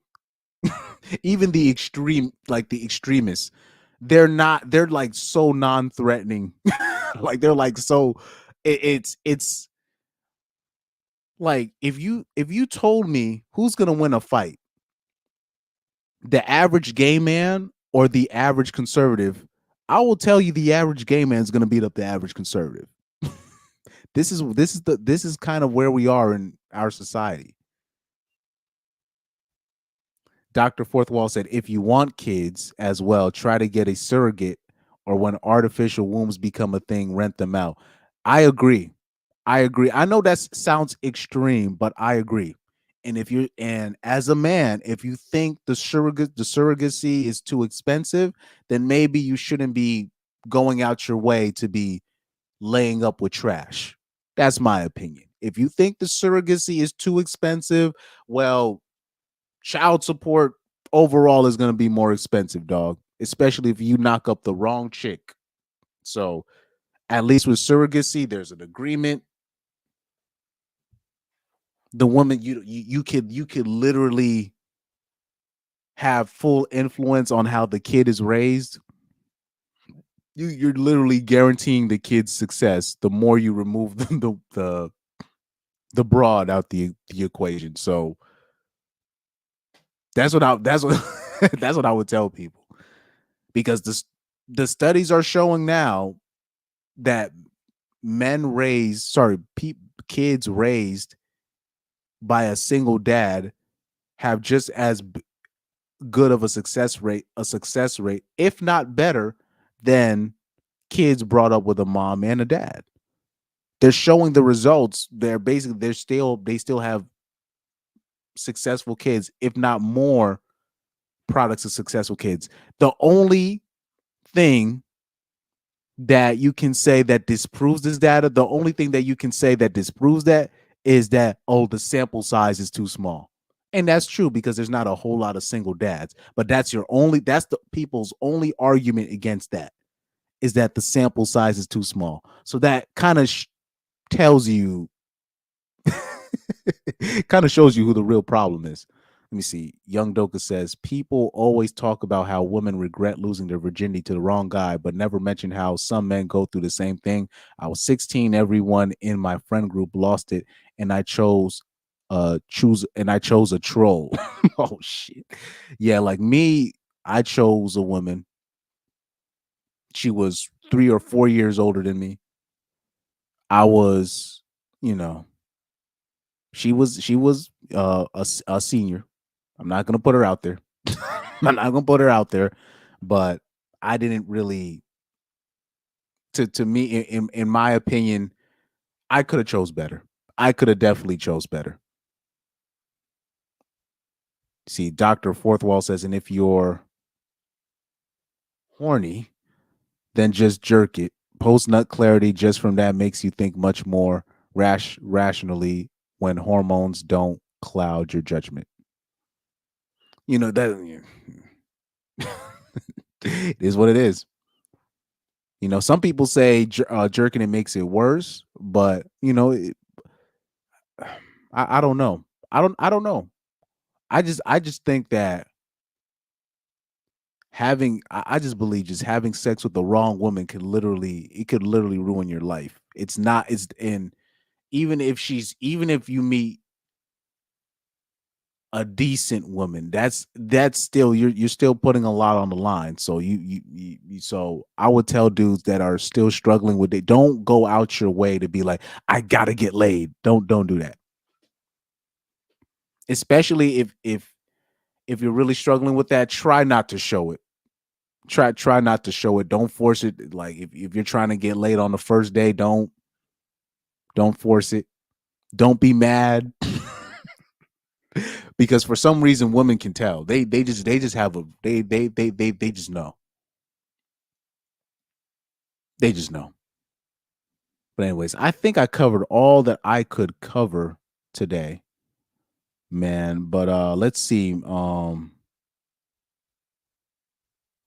Is there anything else I could show via Instagram? Any old videos that I could bring up? Because I got a whole lot of old videos on my tab. So many bookmarks. So many stuff, man, that I could show. Yeah, there's so many, man. There's so many videos that I could show. Oh, I love showing this video. Before I check out, I've shown this video a million times, but I love showing it. I love showing this video. So I want you to see this caption. It says, me hyping my male friends to go out because when I'm with them, I don't spend a single penny. Saturday backcam, Ella is active, India is active, Ella must, India is must, India is the most, India busy, Saturday. Now, we'll read the caption again. Me hyping my male friends to go out because when I'm with them, I don't spend a single penny. And I remember showing this video. I've shown this video a lot of times. But I want you to see the comments. Is all women laughing? All the women laughing. All the women talking about don't tell the secrets. And these are the people that people be trying to. Oh, yeah. And that's another thing. If the guy that's still in the chat, doing the friend zoning your way into some punani, that's not it. Don't do that. You're better off just don't chase. Trying to being a friend with a chick that doesn't work. That don't work, man. That don't work. They're just gonna use you. They're just gonna use you, man. But anyway, that's all I got for today. I went a little bit over time, but yeah, can't be mad. Can't be mad. He said, I always read the comments for more spice. If you guys can find that video, maybe I don't know if I can put a link to that video, but just read the comments. Just read the comments. and women will literally look in your face and be like, yes, women and men can be friends. I just want people to understand, of course, women think that because women benefit more from a platonic friendship. they literally get everything from the man without them having to do their end of the deal. Yeah, Truth Hunter said they can smell a simp from a mile away. Trust me, they know. And I'll say this: it's funny though when, like, particularly when it comes to me. And I know I'm being a little bit narcissistic here, but hear me out. I love the pleasure of when the average broad comes to me and they realize that I'm not a simp. It's like the shock in their face because I don't really, because just off looks they might just think, oh, this is a corny guy and blah blah blah. But it's hilarious how they're like, oh, then the word gets around quick. Oh, he's not. You just don't. You can't steal from this guy. Word gets around quick when you're not a simp, though, especially when they think you are. When they think you are a certain way, and then like it's interesting. It's interesting how that works. Or they think that you're a easy punching bag, and then you'll hit them with something real quick, and then you're like, oh, and that goes regardless of gender. Then they hear me say something slick back real quick, and they're like, oh, never mind. This dude is pretty well versed. That's like my guilty pleasure when, or I'll bring what I've been doing. Don't get mad at me what I've been doing lately is when Corey Holcomb comes into town or when Bill Burr comes around, one of those, when comics like that come around, I will call a girl that I know and I'll be like, oh, why don't you come to me to see this show? I've been doing that. Like I did, like I'll say this, my dumbass did that shit in 2018 or 2019 when Corey Holcomb came to a city in my state that I'm not gonna say. I brought a girl with me, and I said, "Yo, don't worry, I'm gonna pay for everything. You don't." I'm like, don't even think about it as a date. And they'll be like, oh man, he's paying for everything and blah blah blah. And then until Corey Holcomb gets on the stage,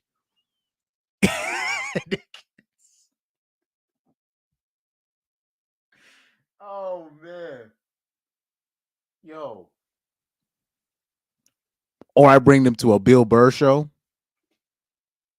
Man, but specifically for a Corey Holcomb show, I'll say the last 2 or 3 I brought my cousin for one of them, and then I brought my no, then the New York one I went by myself, but I did I was sitting next to a couple, and the guy said, and I was talking to them, and he brought a girl, sorry, he brought his girl, and I just happened to talk. They're like, and he's like, no, don't tell her who Corey Holcomb is. don't tell him. And then she's like, why are you keeping this a secret? And I could just see as the show went on, I could just see in her eyes. I could just see in her eyes that she's like, I get it. I see why women hate this guy. And by the way, the girls the women that hate Corey Holcomb, the reason is because of the abortion jokes. Don't let them fool you in the comment section. They won't admit it, but it's the abortion jokes. It hits too close to home to them. They won't admit this. Yo. Truth Hunter says they think you're a simp until you ask them if they're high. I don't know if you've been in my head. Pause. I did that to a woman that I know.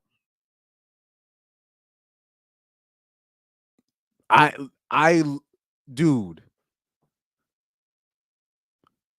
when I was in high school, because white women be on drugs, dog. People don't say nothing, but white women be on drugs, man. They be on drugs. They be getting high. And I'm talking about hard drugs. They be on hard drugs. This this girl I know, right? She thought it would be funny to say, because this was a long time ago. This is what 20. Man, how long ago was that? That was a while back. But anyway, I had to be I think that was no. This was freshman year of high school. They thought it would be funny because I think it was after class. These two girls I know, she brought her friend, whatever. They thought it would be funny to be in the hallway yelling out the penis in the hallway. Penis. They did it after class one day. And then one day I see them in the hall with another girl. And it's clear one of the girls is on something. I'm talking about it's clear. I'm talking about it's clear as day. And, because people sometimes they kind of had mixed feelings about me. Because every person that I met in high school, they were like, man, I had the wrong idea about you. But that's the problem when you're like a black kid in a white school. But anyway, that's a whole nother story. They thought, because I guess people thought I was on the softer side and that I was naive to these things. This girl came up to me with her friend, talking about, Chris, do you want to play this game with us? Whatever. And I guess they thought I was going to be like, guys, stop it, and all this stuff in my soft voice. But the first thing I said, I was like, did you guys just smoke? And they're just like, huh? I'm like, you guys are high as hell, dog. And they just kind of walk away, just like, huh? Just laughing, and they're just like, and then they go away. And one of the girls that was with them at the time, they're just like, she was just like, she still had like her mouth open because she didn't realize I would just bust them out like that. But yeah, especially like I remember like I'll say that in high school that would happen a lot. Or and it still happens too, not necessarily with drugs, but I will call out a woman for using a man, like in front of her friends and everything, and they'll be shocked. I'm like, you finessing this ninja right now. They'll like, people will be shocked, and or just dudes in general will be shocked. Because it's just these things you pick up on. And I remember I was working with one girl also, when I was working at Home Depot, and she always gave me credit. She was like, you one of the few dudes that wasn't trying to hit on me, and you would always say the truth. So I remember she had asked me for advice about something, and I gave her like an honest answer. She was like, I knew I could come to you because you're the only person that's actually honest about these things. Because this girl came up to me, my supervisor at the time, and she asked me about her appearance, whatever, and I just gave her an honest answer. So these are the things that it's once people find out. I think eventually when people find out you're not a simp, people won't try you with the fluffy stuff. Eventually they will respect you enough where they won't try you with the fluffy stuff. Can I get a ride home and all that? I'm telling you, especially after once 2019 hit, that stuff stopped. And it was interesting. It wasn't people asking me for money and all this nonsense. You know what I mean? It's once you finally are not naive, you start standing on your nuts. Eventually, word will go around. Don't try this guy. All that fluffy stuff, all that nonsense, it stopped in 2019.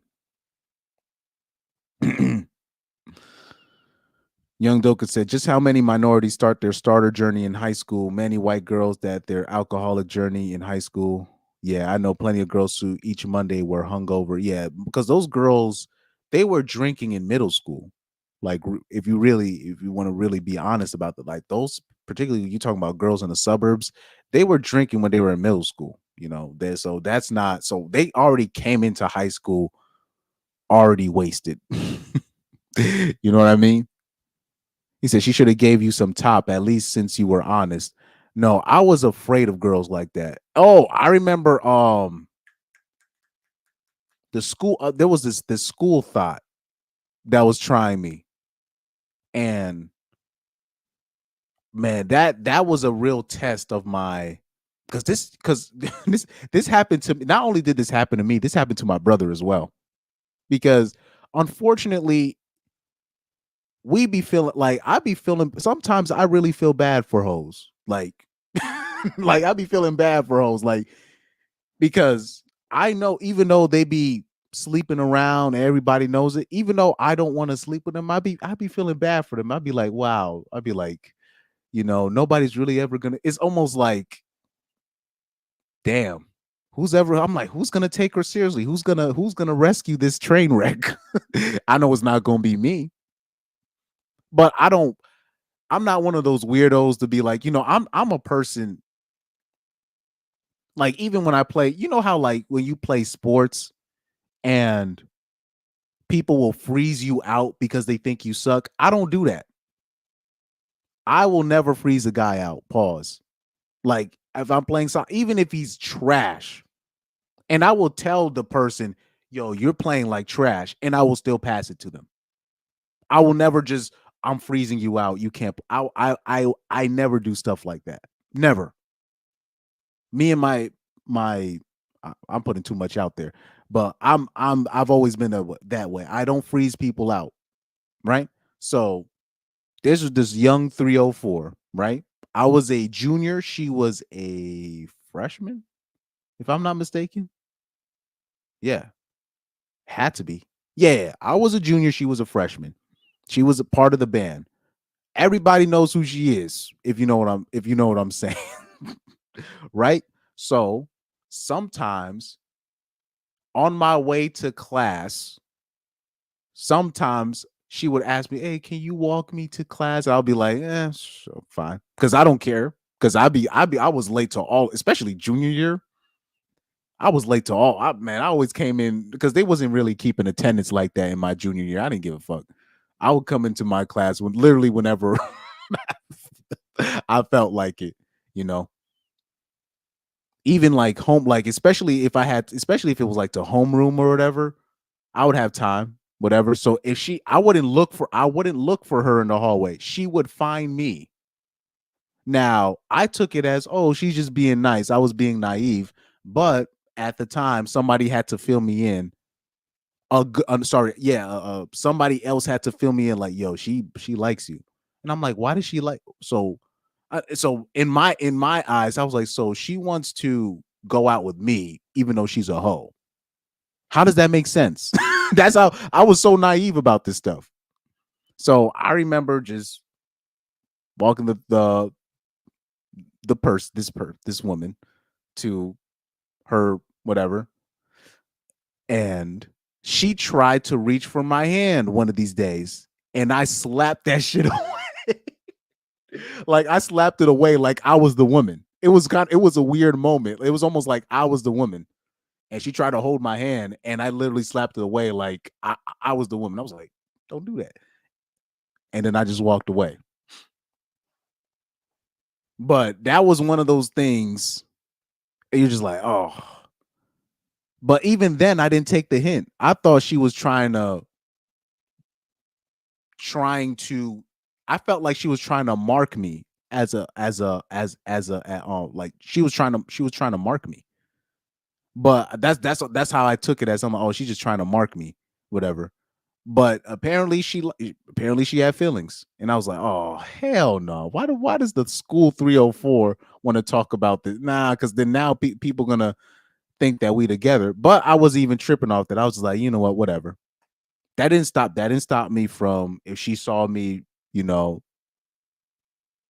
she talked to me, I would talk back. I wouldn't freeze her out because I don't even do stuff like that.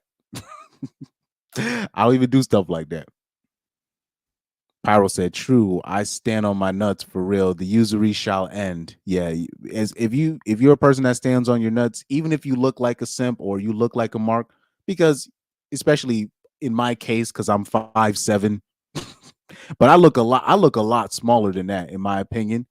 Compared, it's only until people are like right next to me and they're like, "Oh, he's not that short. He's just 5'7", right?" But what ends up happening is people are going to see you as a mark. I have I have terrible posture. Terrible posture. The only time you'll see me upright is when I'm playing sports. Other than that, I literally just be like, whatever. But eventually, if you really stand on your nuts, people will get they'll get the hint. They'll get the hint. They'll be like, all right, don't try that stuff on him. He said Hannah Baker vibes. I don't know, because with her, she was an actual, like, she was a legit 304. She was a legit 304. You know what I mean? And I didn't even care about the rumors or all that stuff, because there were like at my high school, if I'm not at my high school, there was a lot of stuff about me that was put out there. And I was like, how? That's how I kind of like knew, like, in life. I'm like, there's nothing you can do, because I remember in high school, I would go out of my way to make sure I was not bothering anybody. And there were still like rumors and stuff about me. So there's not like I said, like, as a man or as a person, you can't worry about people thinking of you. Can't worry about your perception, because it's already going to be made for you anyways, for the most part, especially if you're an outsider, because I came to that high school as an outsider. But I will say, because with Hannah Baker, her problems, Hannah Baker brought everything upon herself. That's just my opinion. All the problems that she got, she brought that on herself. In the case of the 304, I knew a little bit about her backstory. And like I said, this is why I know there's a lot of women at that high school. I knew their backstory. This is why I wouldn't even try to, if I would hear stuff about them, I'd be like, well, you know. There was a in my junior year of high school, and I think if I say the information, people are gonna put two and two together. They're gonna know exactly what high school I'm talking about. There was a group that a counselor started in my junior year. She started a group, dudes and women in there. I was asked to be part of this group, and basically in that group, it was mostly women, but basically the not necessarily the outcasts, but some of the popular kids was in there. Some of the school 304s were in there. Some of the eccentric characters was in that group, and they would basically talk to us all together. She said, "You can visit me during lunch. I'm going to be holding this group session in this space next to the library." Me and my friend at the time, we would go there because we were basically, people knew us. People knew us. So we would go there, and people would wait for my unfiltered opinion about things. Right. So I ended up learning a lot of secrets about the women and my grade at my high school. Is a lot of girls that you think they're normal, but they grew up with like an abusive stepdad. They grew up pill popping. They grew up, got taken advantage of everybody. And then they turn around, they leave the group.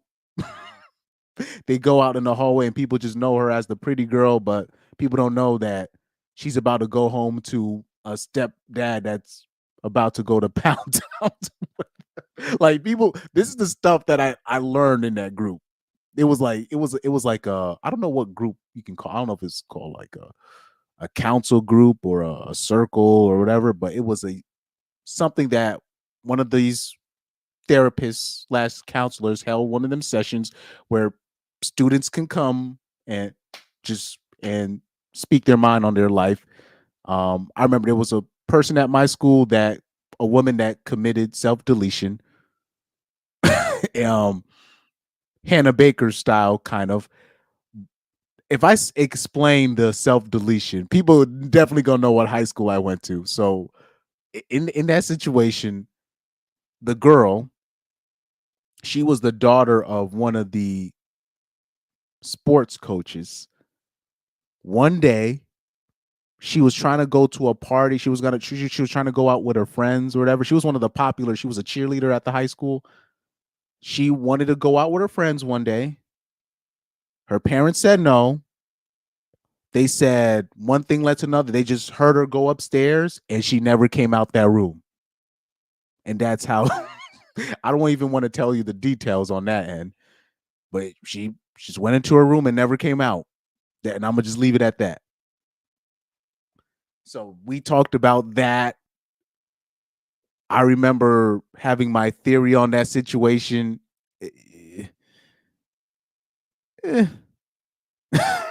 Oh man, that was some interesting times, man. Interesting time. This is why I got a lot of the 411 on a lot of people on that high schools, because they would go to that group and they would talk about what they were going through. And I was like, oh, I didn't know they. Yikes. Anyways. He says, same thing here. I don't do anything to anyone, and people will say the most devious things about me. Yeah. I literally went out my way at my high school to like not ruffle feathers, and I would still hear I would hear some of the most interesting stuff. I was like, wow. Like, I'd be shocked. I used to be shocked on what I would hear. I used to be shocked. I was like, I don't know where they got that from.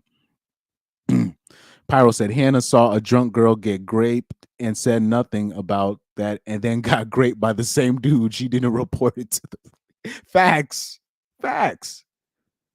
She didn't say nothing when that happened to the mixed girl, the mixed black girl on that show. She didn't say anything. And to me, she was the real victim, in my opinion. She got that other girl, she got taken advantage. She got graped in her own bed. That's wild. Bryce locked the door. Justin didn't even try to fight to get in. This ninja was just crying because he knew that's what Bryce be doing. I was like, oh hell no. That was nasty work. Oh yeah, I saw your comment, Young Doka. That's why I said that. Nasty work. But yeah, over a party, yeah, the girl, she at my high school, she wanted to go out with her friends. Parents said no. I don't know what mind state she was in that day. Went upstairs in her room, never came out. Long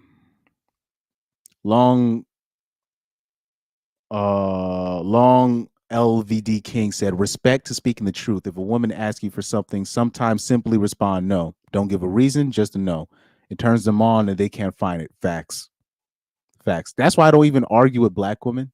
That's why they like to it's almost like flirting if you're like arguing with black women. So that's why I try not to talk to black women in public anymore. I know that sounds fucked up, but it's just, I don't like that toxic kind of energy where you're trying to work me up so you can get a rise, so you can get your rocks off. That I no.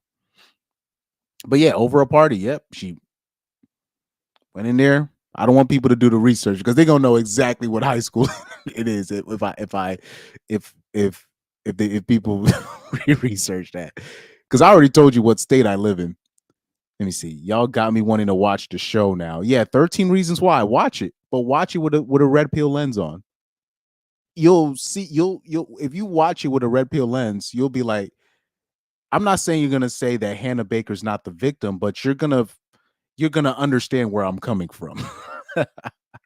you're gonna understand exactly where I'm coming from. If you watch 13 Reasons Why with a red pill lens, you're gonna understand why I say Hannah Baker's not a victim.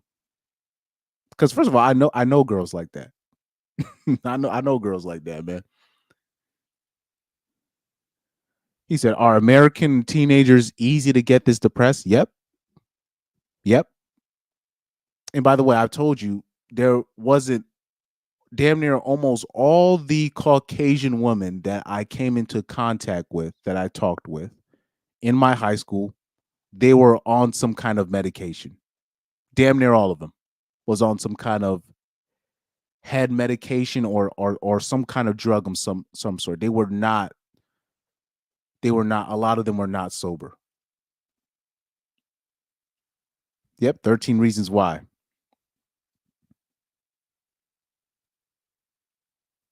He said the rest is woke garbage, but I only watched half of season 2, couldn't get through it. I was persistent. I was like, nah, I'm finna finish this series. I'm finna finish this series.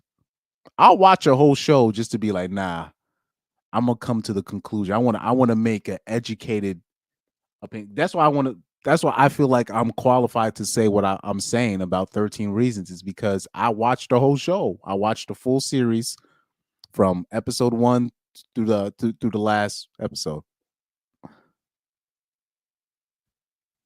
Pyro said the Middle East people who are getting bombed and getting raped have a better mind state than American kids these days. Yeah, facts. Unfortunately, those are facts. And I'm talking about those women over there be getting straight up violated. No cap. This is why when I hear women in general, even because even when we talk about the real situations that happen in America on college campuses, what do they always tell you? When these situations happen where a woman got taken advantage of, they say 90% of the time alcohol is involved. They say 90% of the time when it's an accused, when a situation of an alleged graping takes place, they always say 90% of the time alcohol is involved. 90%. They said 90% of the time alcohol is involved. 90%. That basically means all the time. That means basically with most of these things, it's 9 out of 10 times alcohol is involved. So if you eliminate the alcohol part, you can already do. Nothing is probably going to happen to you if you're not a party person. If you're a woman and you're not trying to party, you're not trying to get drunk around strangers, nothing is probably going to happen to you for the most part. For in America on college campus, if you're a girl and you're not a party girl and you're not trying to go out of your way to drink with strangers, nothing is going to happen to you. But like I say, women, they say they prefer the bear, but yet they like to drink with strangers. I don't get this. I do not get this. Even as a man, I don't do this. I don't drink with strangers. First of all, I don't drink at all, but I'm definitely not going to do it with people I don't know. What? People wild, man. People wild. It was only one girl. I remember one girl I was intimate with, and she offered me the Patron because I bought it.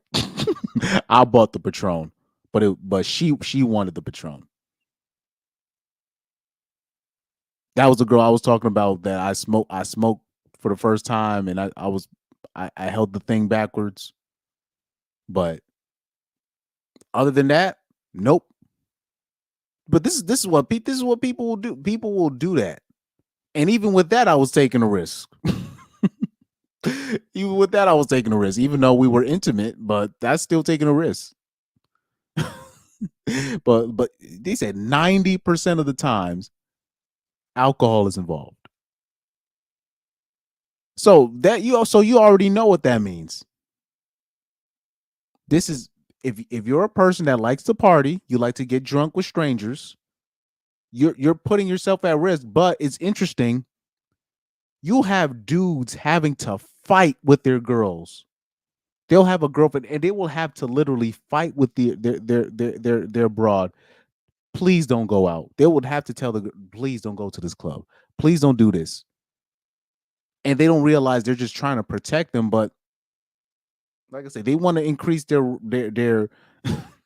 that's what I have a theory on that on stuff like that as well. When I talk about, quote unquote grape culture, and it's like my theory is I don't even think it's not necessarily that women are afraid of grape per se.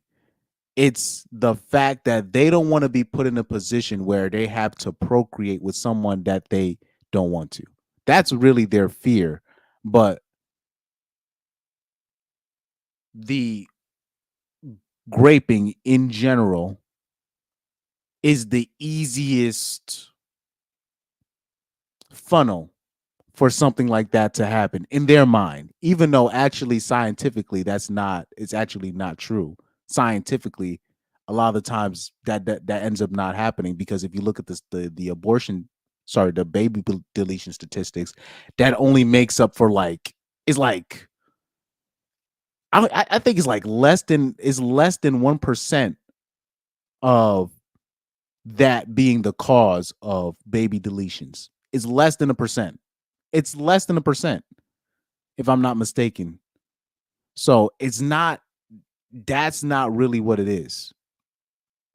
It's a woman's true fear is having to procreate with somebody, and it's somebody that they didn't think it's not who they portray themselves to be, or somebody that they don't want to be put in a position where they're procreating, or put in a position where they're having sex with somebody that they don't want no business being with. Let me see.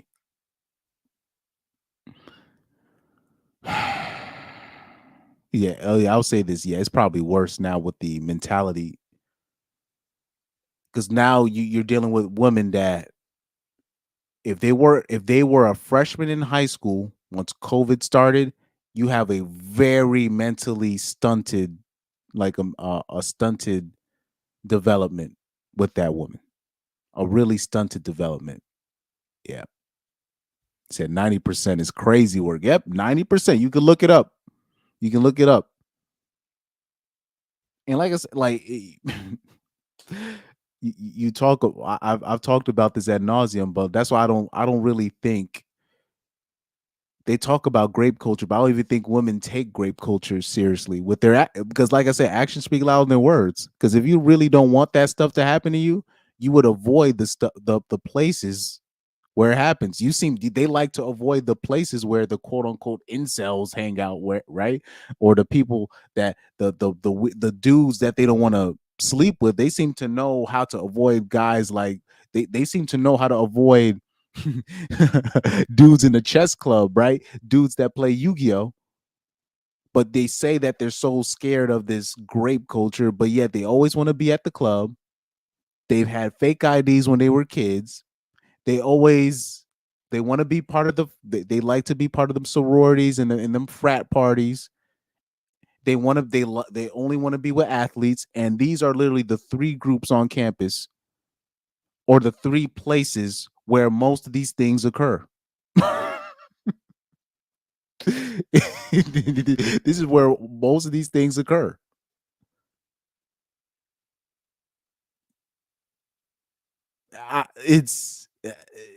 I'm sorry. When are your actions going to be congruent? When are your actions going to be congruent? In high school, I didn't like drinking, so I didn't go out. Simple. It's simple. It's very simple. I didn't like doing stuff that I wasn't comfortable with, so I wouldn't go to parties. I would get asked. I would just say no respectfully, because I didn't want to compromise myself. Just off of compromise. But now you're talking about grape culture and how this is this thing that we need to stop, but you seem to be at the places where these things take place.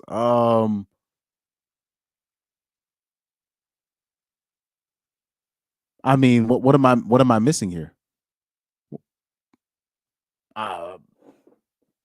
Sorry, I might sound like a simpleton for saying that and thinking it's that simple, but I mean, if I don't want to get, and first of all, I think it's fair because people say that, oh, you're slut shaming, you're grape shaming, and if something happened to a girl if she was out in the dark, look,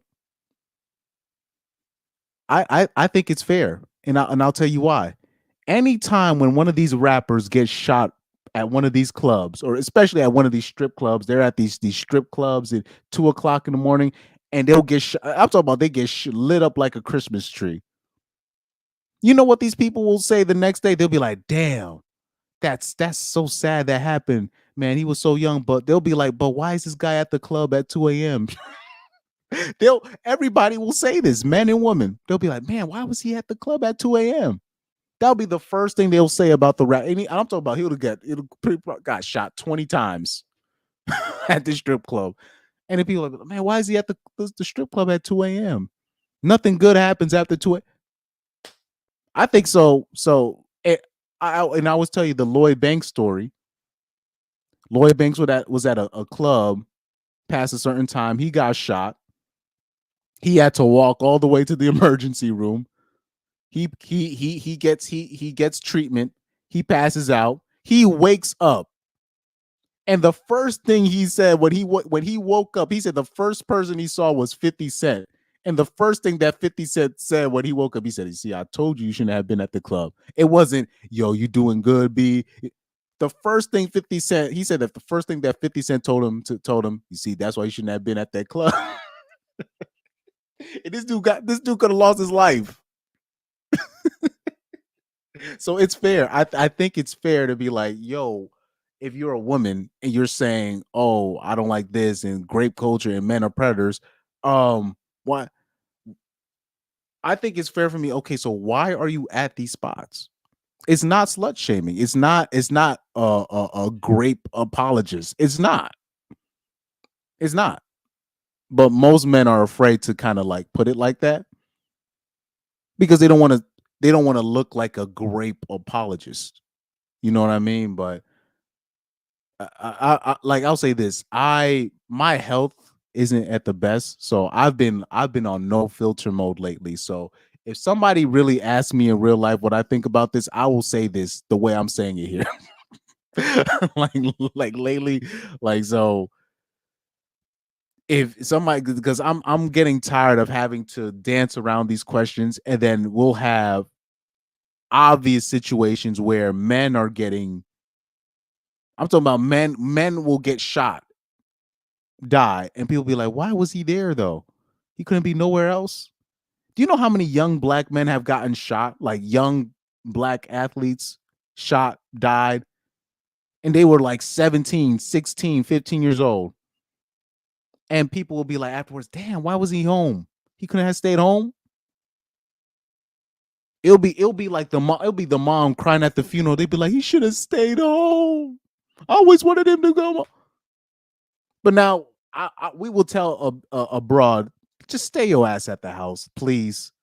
And we can't tell the woman to stay at her house. Please stay at the house. You can't protect yourself out there. I think it's fair.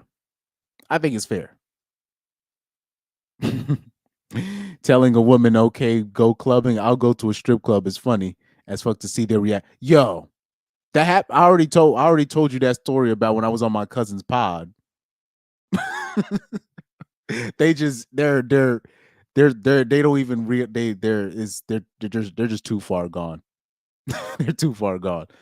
Oh yeah, that story is true. Look up Lloyd Banks' story when he got shot, because I think everybody on G Unit got shot. I think that's like 50 Cent got shot like 9 times. Yayo been in jail. He been shot before. I'm pretty sure Young Buck been shot before. Banks been shot before. Even before that situation, he got shot before that, I think. So yeah. I remember, man, back in the days when G Unit would have their freestyles. I used to notice this. It'd be like every time G Unit would, like before the rappers start freestyling, whatever, they would, they say their piece before they say their verse. You know what these G Unit rappers would be doing? They'd be like, man, R.I.P. this, R.I.P. that, R.I.P. It'll be a whole set list of people every single freestyle. You'd be like, God, how many people got shot? It'll be Lloyd Banks will do his freestyle, whatever, at Hot 97 or one of these spots. And he'd be like, oh, yeah, best, by the way, rest in peace, Lil B. Rest in peace to blah, blah, blah. And it'll be like 10 or 20 different people that got shot. And then it'll be another freestyle 2 or 3 weeks later. And it's a whole set list of other people that got shot and died. It's crazy, man. Man, what's it? Jamaica, Queens, New York is no joke. What's it? Yeah, South Jamaica, because I guess all of them from South side, Jamaica, Queens, New York. Yeah. Avoid at all costs. That's not a place that you want to be. Pyro said, I love when you're telling that story about not wanting your girl to not go clubbing. That single girl activities. Yeah, exactly. You tell a girl that they will look at you like you're a villain. Even though you're actually trying to protect her, but they'll look at you like you're a villain. But yeah, I can go on and on about that. I don't want to get into that. I don't want to, because I get triggered when I talk about this stuff, because the solution is very simple, but women, they just want to do what they want to do without no negative consequences that come with it. So it just comes to a certain point where I'm just like, I gotta have like a clip of Caesar. Remember, like the story of Jesus Christ and Caesar, whatever the person, he asked the small hats, what should I do with Jesus Christ? Should I do you want Barabbas or do you want Jesus Christ? And the small hats were like, free Barabbas, crucify Jesus Christ. And then what the Roman, the emperor, what he does, he washes his hands. He said, this is not on me. This is what they I got to get a clip of the guy washing his hands, because that's what I've been doing lately. Because you'll literally, because the emperor was like, well, Barabbas is a murderer, but you want Jesus Christ to be crucified because why? So this is, when you're dealing with logic, some people people don't want to deal with logic. You just got to wash your hands.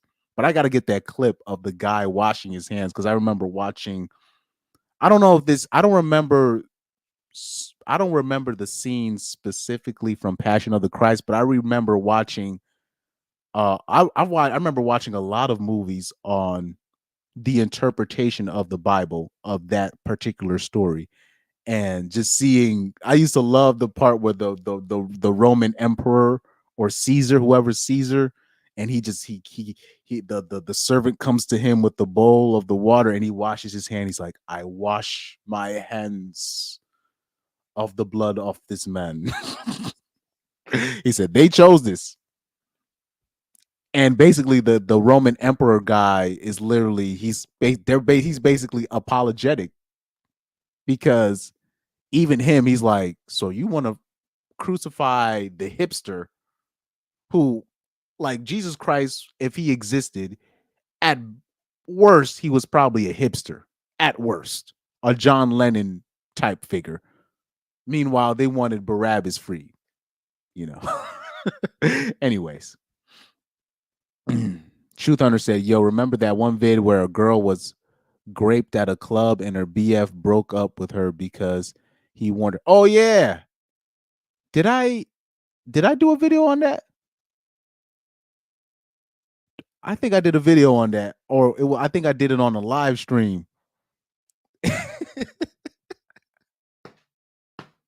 She talking about, oh no, this happened to me, and he broke up with her. I would have broke up with her too, because now I got, and I told you, don't go to this club, and then now this stuff happened, because then now because what happens is when stuff like this happens, now you're gonna call your brother or your male cousin or whatever, and now a whole street war happens because your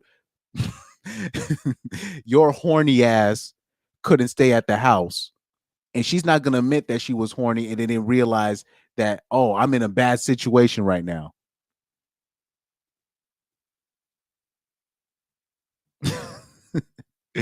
Oh man, let me see. He said she painted him as a demon after he left her. Yeah, I think I did a video on that, or on a live stream. Yeah, Jesus. Yeah, if Jesus existed, he was the way that it's described via the scholars, the so-called Bible, in the Quran. Is Jesus in the Quran? If I'm not mistaken, I think yeah, the Muslims believe in Jesus. They just don't believe they just believe him as a prophet, as a powerful prophet. They don't believe him to be the savior, right? But yeah, basically throughout the scholarly texts, the way that Jesus is described, it seems like at worst he was a hipster that that that that was able to challenge the Pharisees intellectually. And the problem is, with the conservatives or the Pharisees, right? He probably made them look bad because he had his own following. He had hoes. They was like, man, we got to kill this ninja. Maybe shows up late to work, but a chill dude. He was at worst probably a John Lennon, Tupac type figure.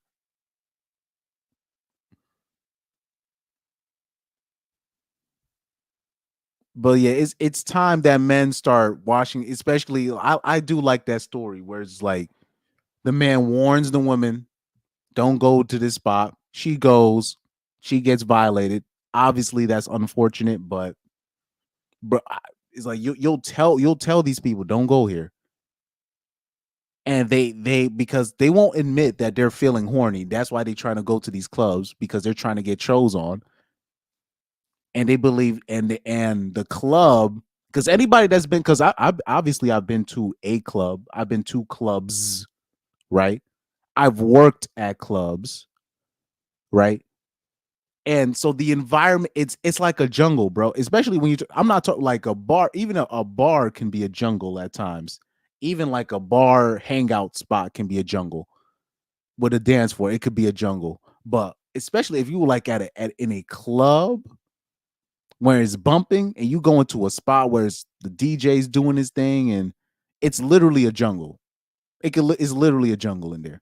And I think that aspect of it is what really attracts women to spots like that. Even though anything can happen, they complain about being groped, they complain about being drugged and roofied and all this stuff, but they love the club, bro. They love it. Just I'm because I be watching the women there. They love it. They love it. Don't let them tell you otherwise. They love it. They love the club, man. So yeah, women are part of the reason why some men get deleted. If I tell somebody not to go to a dangerous spot and they still they're on their own. Anything happens. That's my attitude as well. Truth Hunter says women would put their hand in a bear trap if you told them not to. Exactly. They're like thing one and thing two from Cat in the Hat. They're gonna do exactly the opposite of what you told them not to do. The L team thing makes sense too, because straight women do go to gay bars a lot. That's another part. They like to go to gay bars. Yeah, that. But anyway, that's enough. That's enough. That's enough for today. That's enough for today. But thank you guys for coming through, chilling with me on this one. I think we really need to investigate more when we talk about not just men walking away, but really specifically when we're talking about why single women are keeping other women single, is because a lot of them are lesbianists, right? So that's another part of the game that we do have to dive into. But man, thank you guys for tuning in. Warband members, Truth Hunter, Pyro, Educated Tyrone, Young Doka, you know what I'm saying? Water God Zero. War Band members, thank you, Garrett, Rocky, Reaper, Long LVD King, all the guys. I think I saw, was Ainsley in here earlier? I would have sworn I saw him. Yeah, he was in it. Yeah, he was in here earlier, man. Shout out to Ainsley for being in there, hanging in there. Man, shout out to you guys, man. I'm going, yeah, thank you. I think this was a good stream. I really like this one. Thank you guys, man. So I am out, and peace, man. See you soon. Pyro, thank you, bro, for tuning in. Thank you. Peace out, guys.